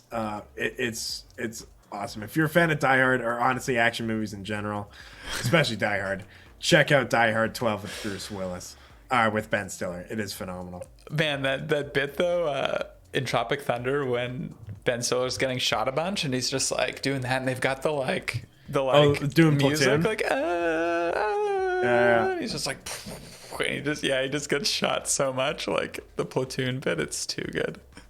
Oh man, 10 out of 10 movie. Yeah, You got Jack Black in there as the fatties. Ugh. Sweet Back's badass song. All right, so I mentioned earlier about blaxploitation movies, and how Shaft was inspired by another movie. This is the movie that inspired Shaft. This is one of the most influential movies in independent cinema, period. Let alone in action movie history, and let alone in African American or black cinema. I would say independent movies, period. And this was made by Melvin Van Peebles, Mario Van Peebles' dad. Mario Van Peebles is an actor. He's in like what's it called? He's in like Jaws the Revenge. He's in a bunch of like shitty movies and stuff like that. Some really, really bad stuff. However, his dad made a great movie about it was, you know, the kind of blaxploitation formula of the black people that are being oppressed by white people, real life, like usually like white cops or the man, and they're fighting systemic racism or oppression and stuff like that, usually like through like explosions and stuff like that. There's a lot of fighting. Melvin Van Peebles had to fight so hard to get this movie funded, and bet everything he had on this movie. There's a movie called Badass that was made in 2007 about the making of this thing. I implore anyone that's a big fan of filmmaking that hasn't seen it to go check it out. It is a fascinating movie to talk about the start of blaxploitation. It's very important. Melvin Van Peebles started it himself. He bet the owners of the theater that first played the movie, he bet them new suits with money that he didn't have. He bet them that he will get them tailored suits if the movie did not perform well, and he bet so much money that it would. And it initially didn't seem like it was going to, but then it started catching on in the black community, and made a bunch of money, and I believe was the highest grossing independent movie of that year, and if not for a lot of years to come. Man. And because of that, it showed that you could yourself, whether you're black or white, you could make a movie outside of the circuit and still gain a lot of traction outside the studio system. So I really do think the history of Sweet Back Badass Song is an important one. It is super obscure and maybe not talked about enough.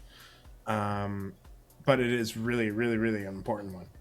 Sweet, man. Thanks for bringing that to the table. Yeah. Wow.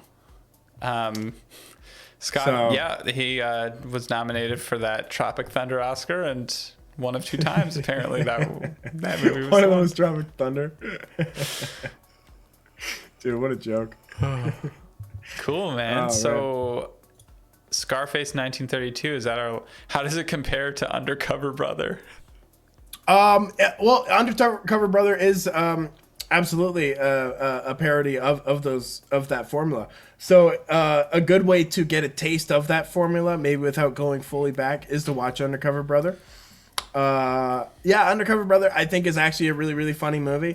There are a lot of broad, basic jokes in it, but the jokes that throw back to the 70s movies and stuff like that, really funny, really clever, and I think it's been kind of a forgotten parody. I don't think people kind of give it the credit it deserves. But it's Scarface, 1932.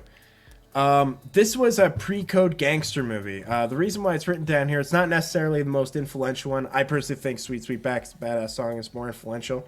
However, Howard Hughes produced this, the movie that The Aviator is based on.